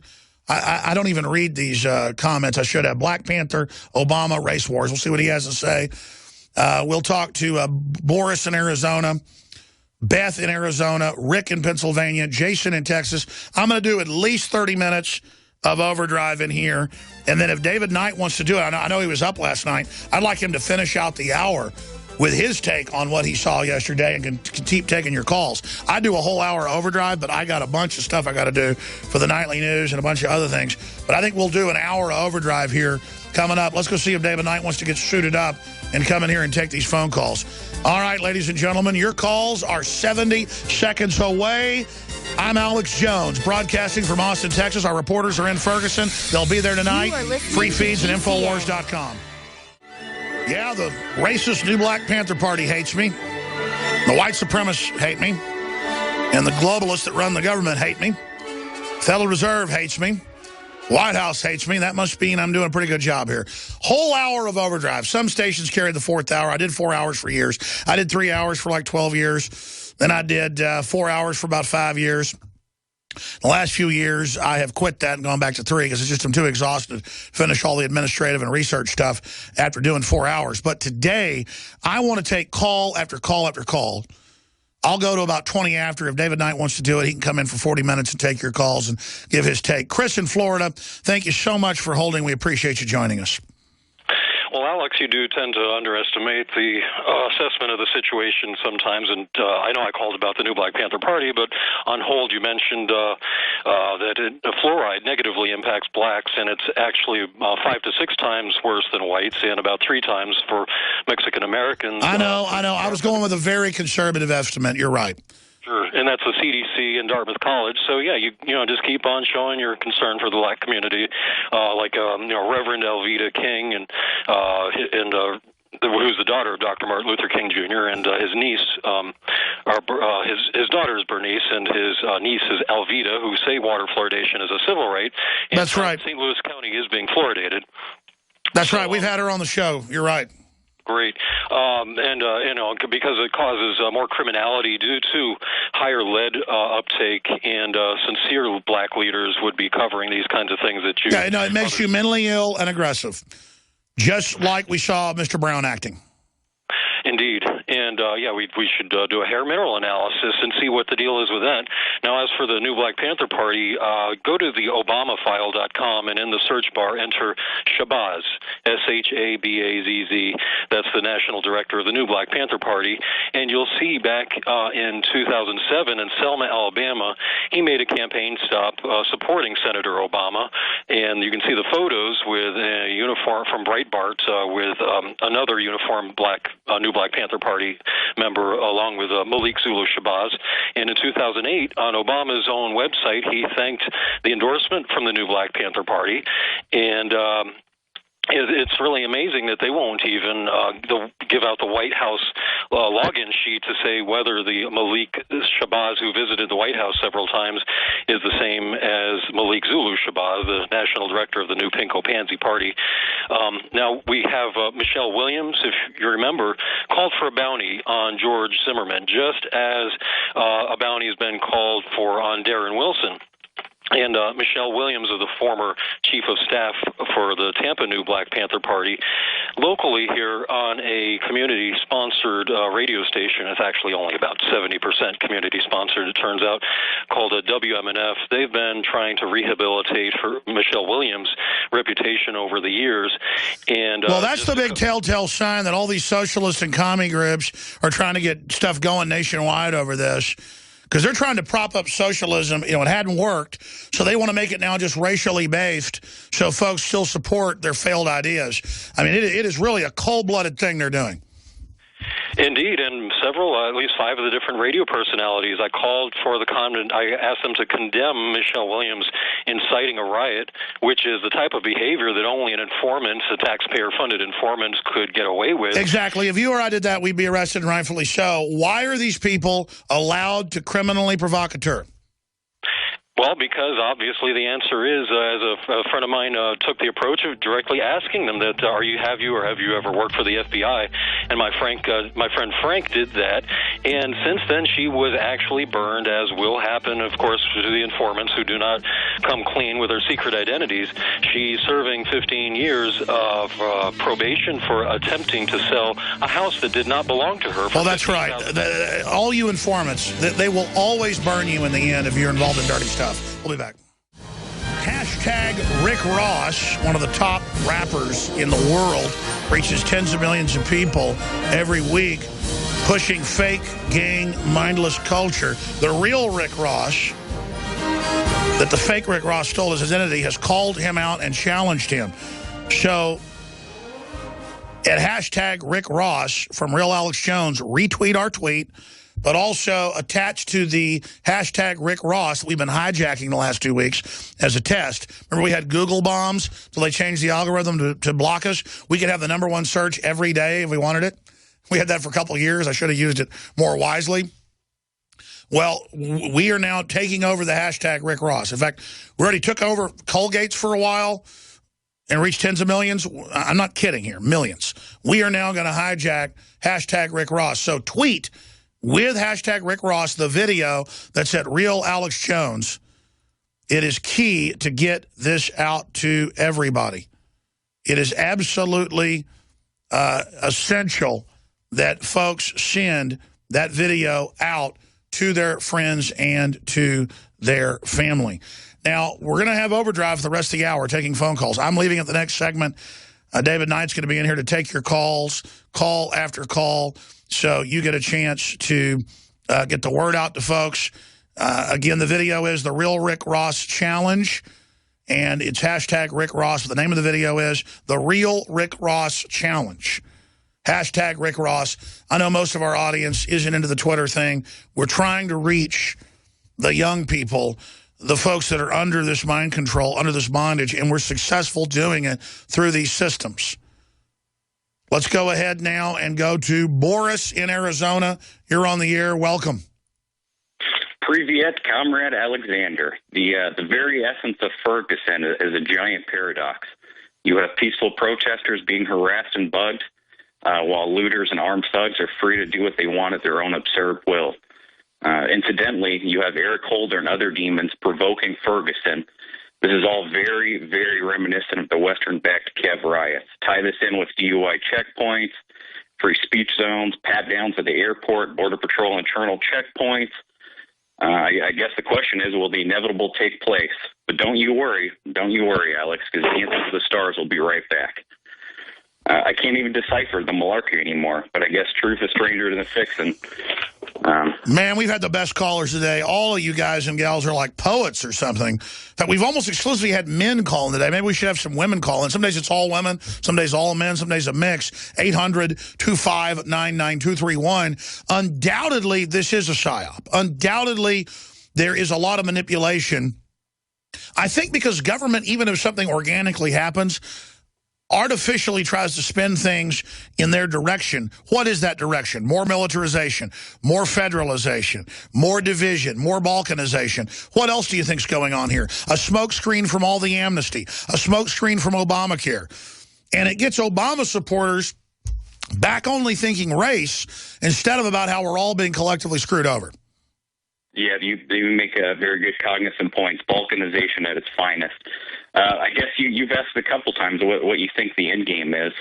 And my subjective viewpoint, I see the furtherization of the police state, new litigation to strip more civil liberties under the false pretense of safety. And I pray to God that, it plays out to the contrary, but evidently that's the way it looks like it's going. So I guess time will tell. But God bless you, sir. Great points. Good to hear from you. One more article before I go back to calls. School expels 8-year-old whose mother refused to give her vaccine. Family doctor deemed unsafe. This is in Long Island now. So schools and hospitals, even when there's no law to take it, will now expel you and not give you the waiver form. This is because their whole vaccine system is collapsing. People know. There's a video report. I want to get this girl's family on, guys.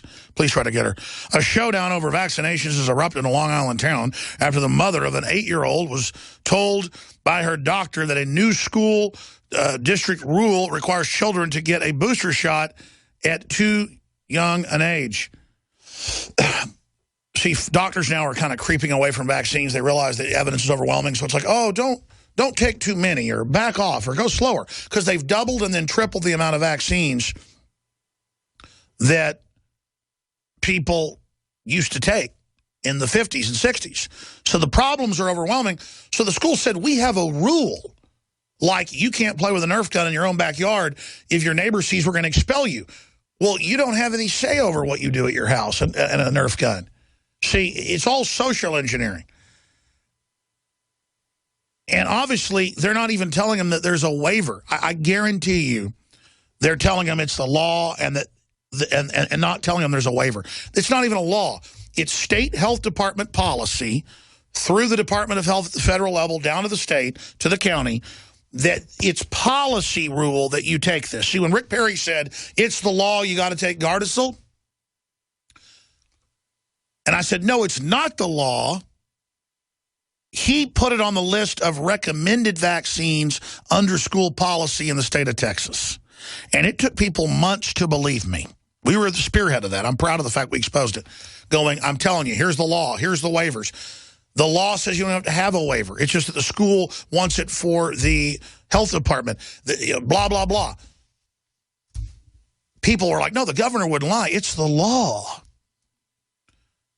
See, by having a governor do that, it had such authority, people went, man, Alex, you got to be, he wouldn't dare lie. See, but the bigger the lie, the harder it is to bring it down. But when you do, the harder it falls. And then it crushes a bunch of other lies around it, like a meteor out of space, crushing what it hits, leaving a crater. When you talk to libertarians and conservatives, why do you not like Rick Perry? Because of his vaccine stuff. And Rick Perry has come out and said, I apologize, I should have handled that better. That's not perfect, but at least it's something. What about all the dead girls, Perry? Clear your conscience. Come out and speak out more. I know you listen to the show. Say it's wrong. Warn people. Don't have this on your conscience. Rick in Pennsylvania, thanks for holding. Hello, Alex. How are you? Good, brother. Thanks for calling. Loyal listener for years, and I love your show. I want to say that I did watch your interview a few weeks ago with the real Rick Ross. I thought that was one of the most powerful interviews that I've seen in a long time. Well, thank you, brother. I loved it. It was excellent. With Ferguson, I do want to say that, you know, when Obama came on yesterday and asked for quiet and peace and peaceful protest, you know, who was he speaking to? Because, you know, everyone that was there to protest or riot was already out on the streets. They weren't listening to Obama making his speech. They could have cared less. It was only meant to make him look like he's a peacemaker when he's got the Justice Department in there and MSNBC winding everybody racially up. Absolutely, I agree. And, you know, I was watching at 2 o'clock in the morning when they announced, when the chief came on and said, you know, we didn't have enough people or resources. And I think he said something like we need 10,000 people to take care of this. Bull. If they had police every half block or whatever in body armor, keeping their heads down on rooftops, you know, have a squad car around the corner, have people on rooftops, you see somebody with a gun, you just shoot them. I mean, you put guys on the roofs with sniper rifles, and you see somebody out there shooting the guns at people, you kill them. And you can have a video camera on the gun, videotape it, there's no debating it, you release it. Why didn't they just go ahead and let, the cop get charged, just like the Zimmerman deal, so that it would come out, so that it would show all the evidence? Why did they sit on it from the beginning when they knew they had all these witnesses? See, I'm telling you, man, this whole thing stinks to high heaven. Anything else, Rick? I just believe that this has all been staged, and, you know, anyone that believes that this is anything more than a show of the federal government taking over our rights and policing us to a point where we no longer can even believe in anything that they have to say or do is, you know, you deserve it if you believe this stuff, because this is absolutely insane. I've never seen anything like this before in my life. All right, God bless you. Great job. We appreciate your call. I just say that great job to the callers because they are just great callers. Let's talk to Beth in Arizona. You're on the air. Hi, Alex. I was looking at the pictures from the protests going on, and there was a picture in D.C., and I always have a habit of looking at the bottom of the protester sign to see who their sponsor is. Well, this one group in D.C., the sponsor was AnswerCoalition.org. Yeah. So I pull it up, and at the bottom of the page, it says, find a demonstration here. And it also says, be sure to circulate this important appeal by veterans to members of the Missouri National Guard, calling on them to stand with Ferguson protesters, not the police. So when you click on the link to find a protest, it takes you to another page called marchforward.org. This is veterans. If you scan down the page, it's all veterans that are either currently serving or have served in all branches of military that seem to be anti-imperialist, anti-government. Yeah. How do you think the Weathermen ended up recruiting Grathwold? Because he was a Green Beret. That's who they always want to get. And if you look at these groups, the signs are communist and socialist groups that are trying to get this going. I mean, I'm telling you, Obama is trying to test and see if he can use this, like Trayvon Martin, to try to get a clash going, and it's unbelievable. It's unbelievable. And I don't know whether they want to have a communist takeover, whether they want to have a fascist takeover. You know, they may have the problem and then use the police, or they may actually overthrow the system. I mean, who knows? It's just Katie bar the door. Everybody should be digging into who's behind trying to get this stuff, these so-called protests going. Send us your tips at showtips@infowars.com. But, yes, really interesting points. Help us do the research, showtips@infowars.com. We just looked up one group, and it's basically a communist group. You go to their website, they got red flags. That's who got them to go march on the White House last night. And, again, it's their First Amendment right. They're just hijacking this to use it. Welcome back to the Alex Jones Show on Overdrive. I'm David Knight. I'm going to be taking your calls. We wanted to get your response, so I'm going to continue this through the rest of the hour. Before I do, I just want to say that what we should be having right now is a national conversation on excessive police violence. We've been covering this over and over and over again, and yet they've deliberately manipulated this into a conversation that is strictly going to be about racism. That's what's happening right now.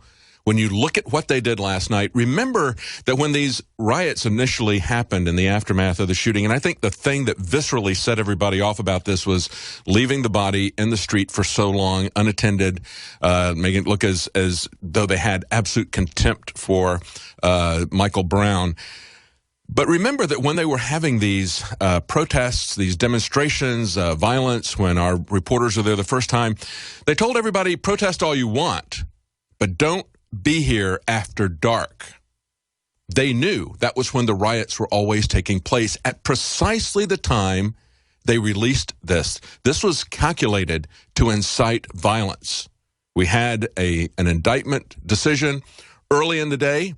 We had it at 1 o'clock. They had told the schools in the past, when they first started this long, drawn-out grand jury procedure, they had told the schools, we will notify you if it's a weekday within 3 hours of the grand jury. We'll give you 3 hours notification so you can make preparations at the schools. Well, of course, they canceled the schools this week.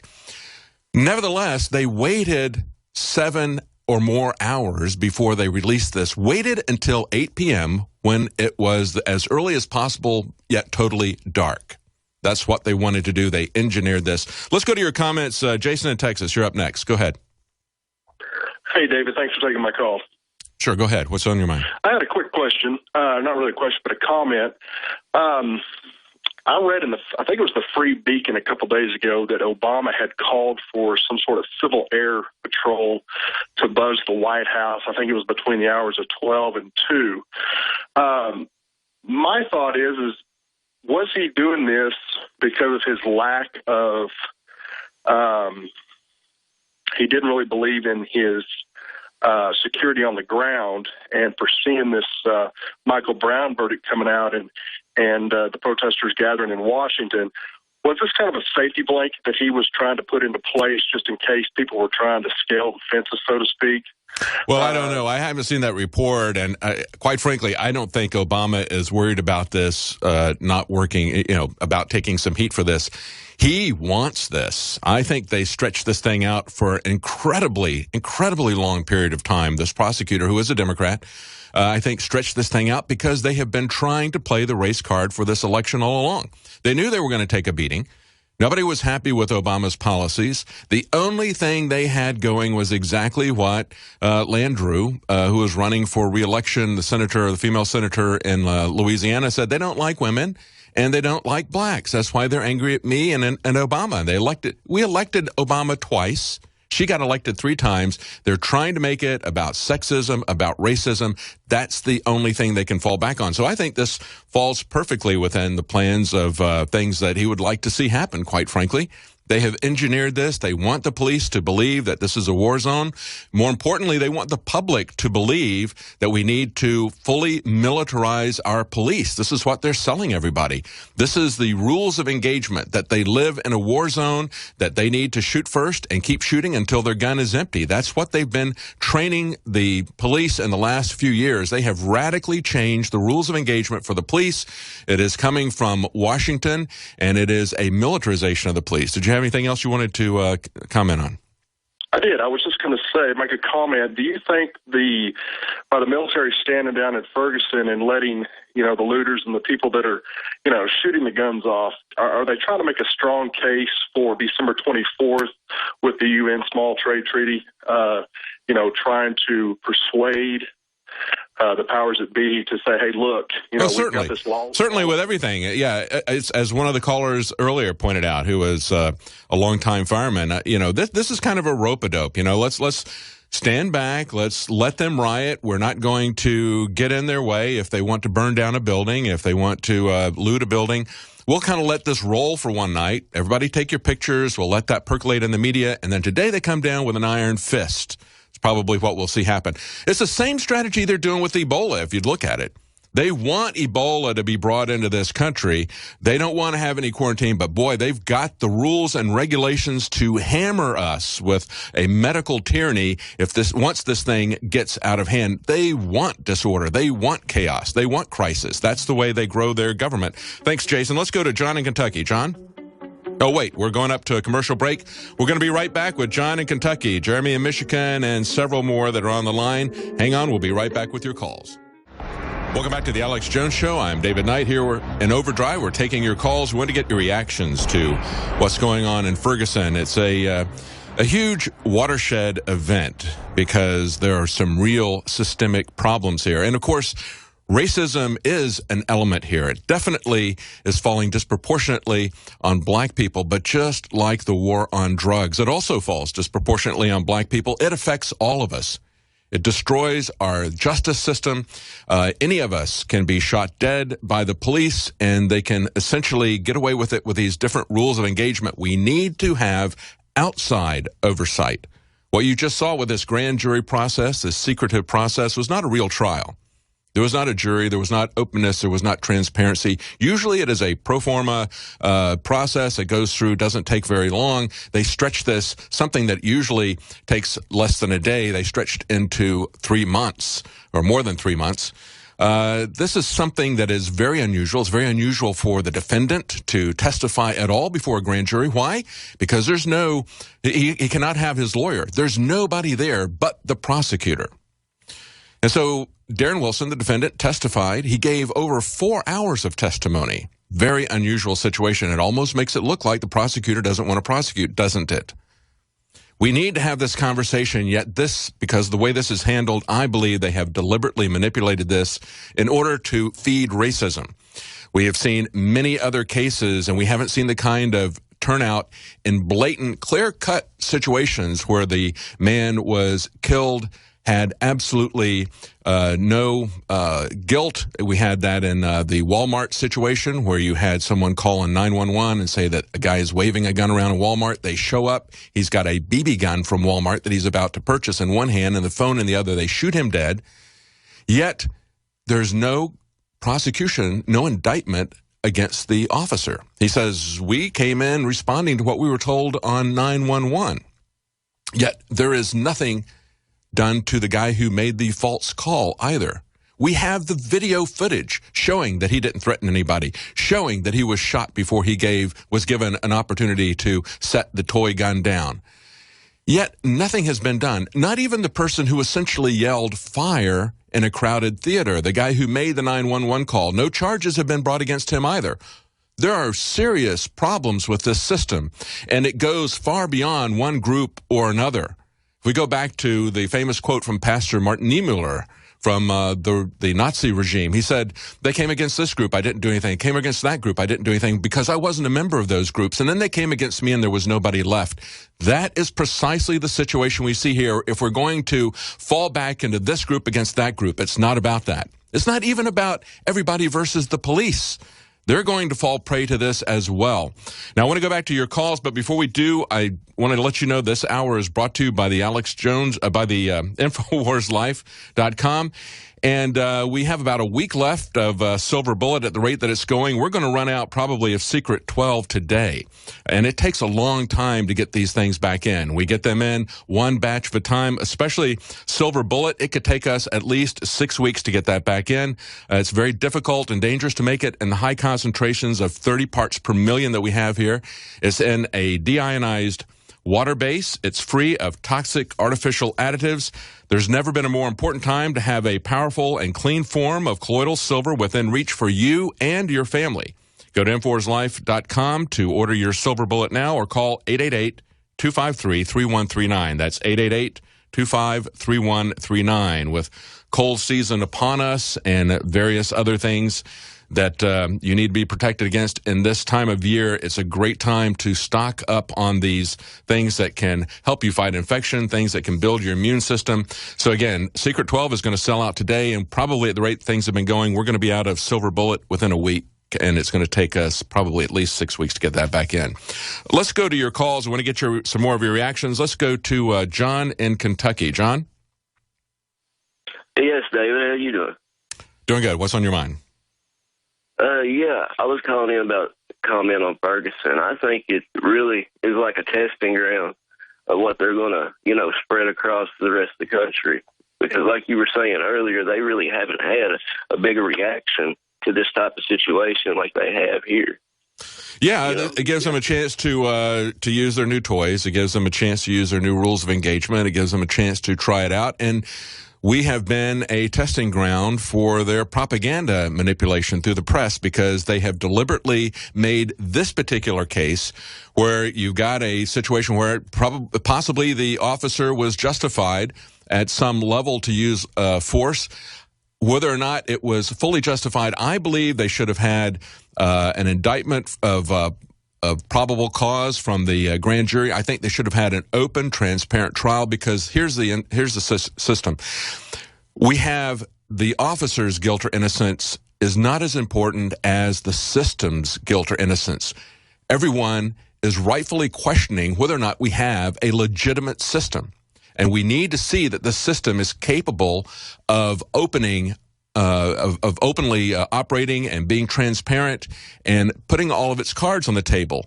We should have had a trial. We could have seen the exculpatory evidence brought out little by little. People could have discussed it as it was going along. They could have stood this thing down. Instead, they kept it secret in a grand jury operation.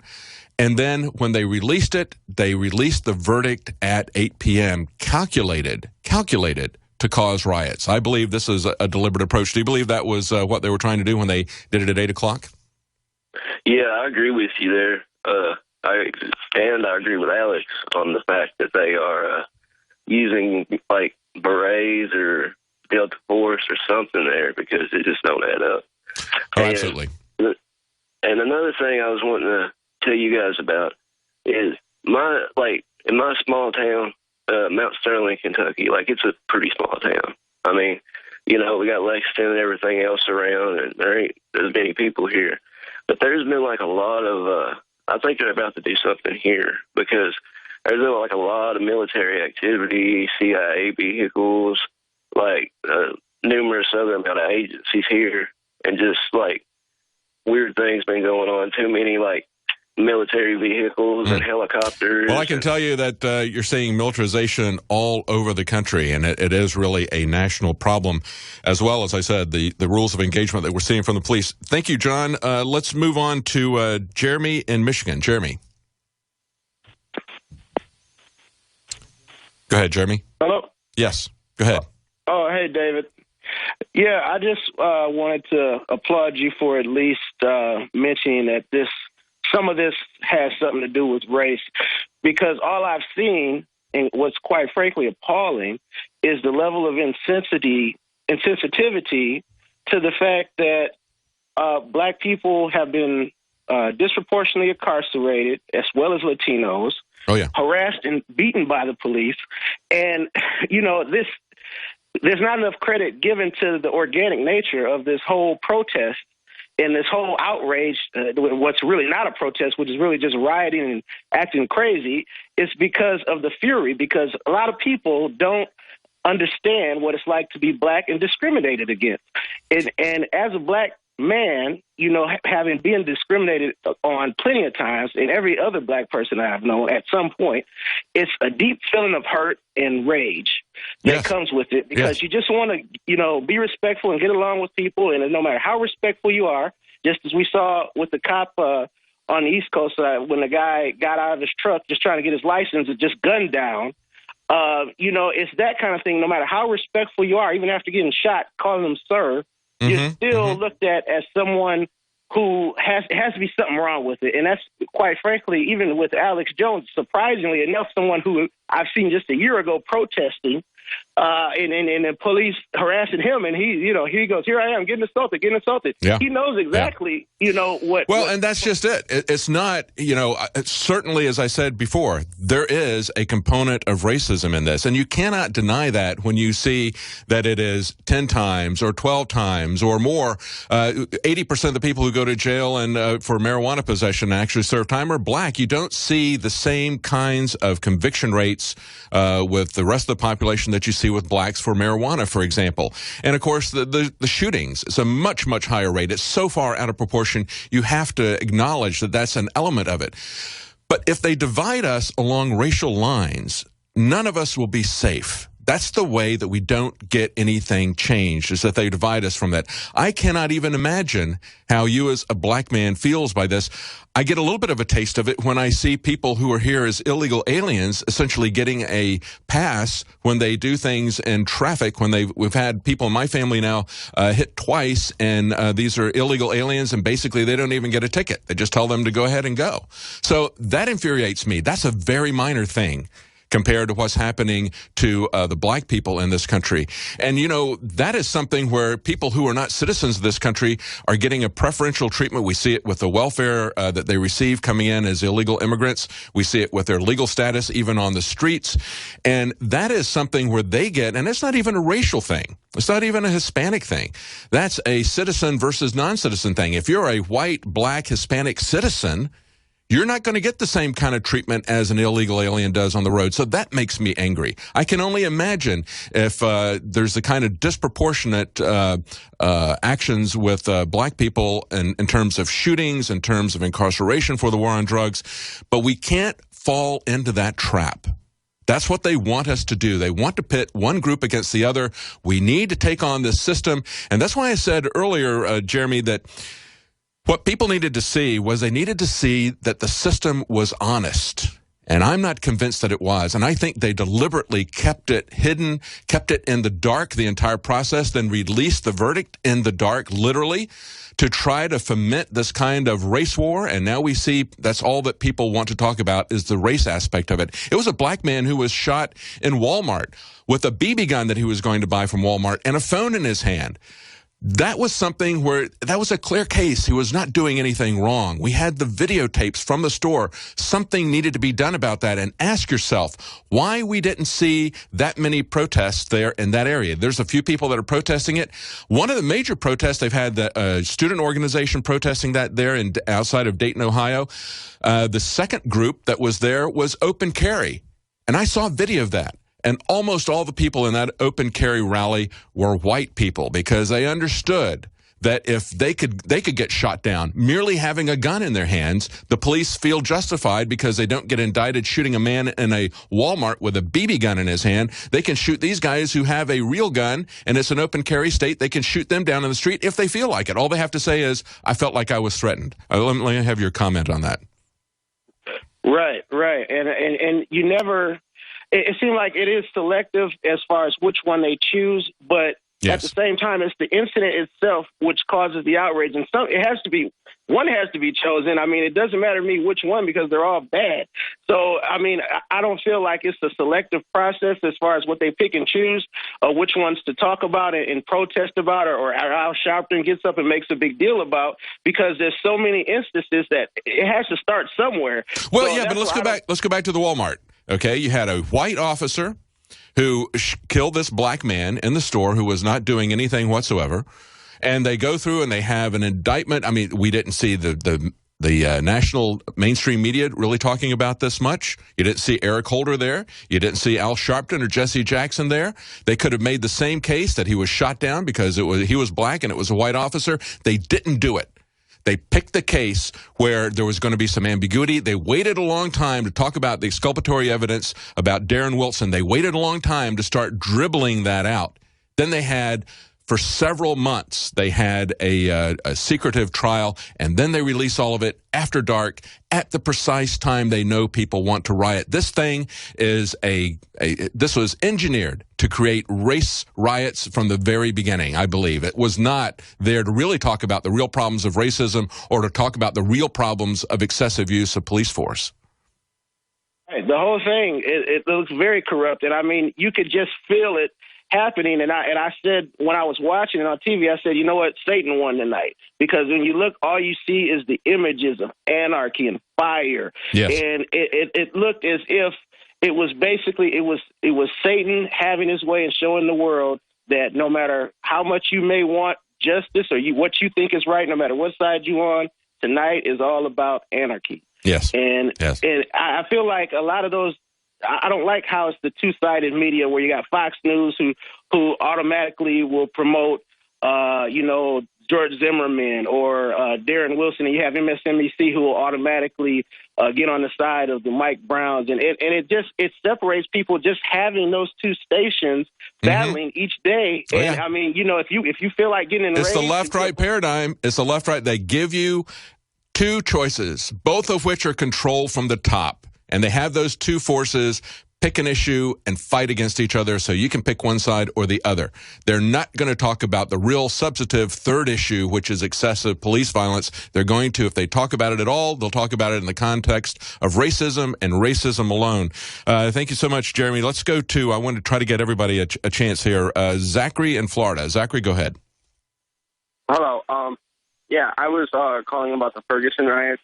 I think they're actually kind of justified due to the fact that everybody is so angry. Everybody is so fed up at how the government has been treating us. And in our Constitution, it says we are allowed to dismantle our government if it's not working, which it's not. But if we try to dismantle it, we're automatically branded as terrorists or whatever. You know what I'm saying? I agree. Let me kick in there with a different example. Okay, now, as one of the callers was talking about earlier in our live coverage, we had Joe Biggs there last night. We had there was a man. He was yelling at the top of his lungs obscenities at the cops, and he had a gun on his side, but he was not pointing the gun at them. He did not shoot first. He was telling them, "If you shoot, we're going to shoot back." Let me compare this to the Bundy Ranch. Because at the Bundy Ranch, they had a clear objective. They did not wait a long time to let the government get ahead of this thing. And they made it clear that they were willing to take a bullet, if necessary, to get what they wanted. And what they wanted was for the police to stand down. They were sick and tired of seeing their neighbors brutalized over a period of a couple of weeks. And so you had ranchers come together in defense of that. They had an objective where they could get the cattle back. But it was really about standing up to the police and saying, "You're not going to do this to us." I saw a clip of one of the older cowboys who had come over from Arizona, he considered himself to be a neighbor because the distances there are so great. But he said, "You're not going to taser a man on a horse. We saw you taser women, take them down from behind, but you're not going to taser a man on a 1,000-pound animal. You're going to have to shoot him off. You're going to have to shoot me off of this horse. We're not going to stand for this anymore." That's what people need to do. They need to stand up. They need to do it peacefully. They need to have leaders who are going to stand up and put a legitimate face on this. And that's why we need to work with our people at the local level, at the state level, to stand up to this federal tyranny, because that's where these rules of engagement are coming from. It's not that Eric Holder is going to do anything to stop this. They're the ones who are feeding this kind of rules of engagement. It's coming from Washington, militarizing the police. We'll be right back. Take some more of your calls in the next segment. Stay with us. We've been in overdrive for nearly an hour trying to take people's calls on this Ferguson issue. Let's go quickly so we can go through everybody, as many people as we can here. Let's go to Matt in Louisiana. Matt? Hello, Matt. Are you there? Yeah. Hey, go ahead. You got to go quickly. Yeah, my issue on Ferguson, the whole thing seemed really strange. From the time they started it, the random bullets, I didn't hear about any victims, the times of the fires. It all seemed kind of fake and, like set up. Yeah, I believe so, too. I think that they've done everything that they can from the very beginning to exacerbate this in terms of the timing of when they released evidence that would have shown that the officer acted at least in some degree to self-defense, if not totally. They took a very long time to do that. And, of course, the timing in which they released this was just the icing on the cake to do this at 8 o'clock. Just amazing to me. Did you have any other comment? Yeah, you said about the guy in Walmart. The reason why I think, they don't blow up about, that like they did to Ferguson is because, the protesters and, all the random looting and the violent actually makes the police look in a way better. Yes. For this whole situation. And if they would bring it up on, like, the case in Walmart, of course, there's no way that would make us look bad because, you know, absolutely.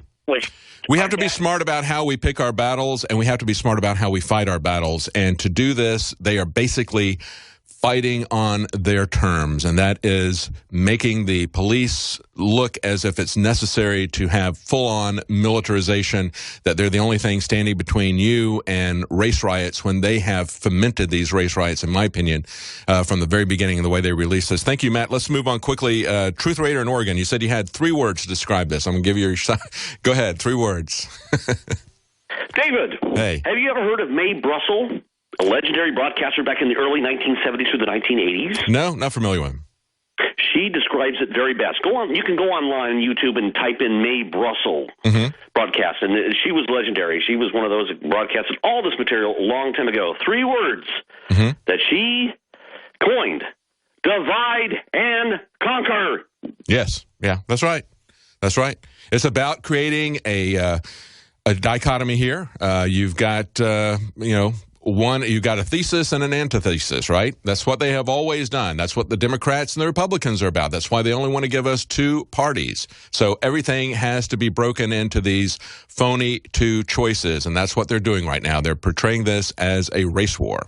And, of course, you need bigger, stronger, more militarized police departments to protect you from this race war. Thank you, Truth Raider. Let's quickly move on to Josh in Virginia. Josh. Hey, Mr. Knight, it's an honor to speak with you. I'm an admirer of your work. Well, thank you.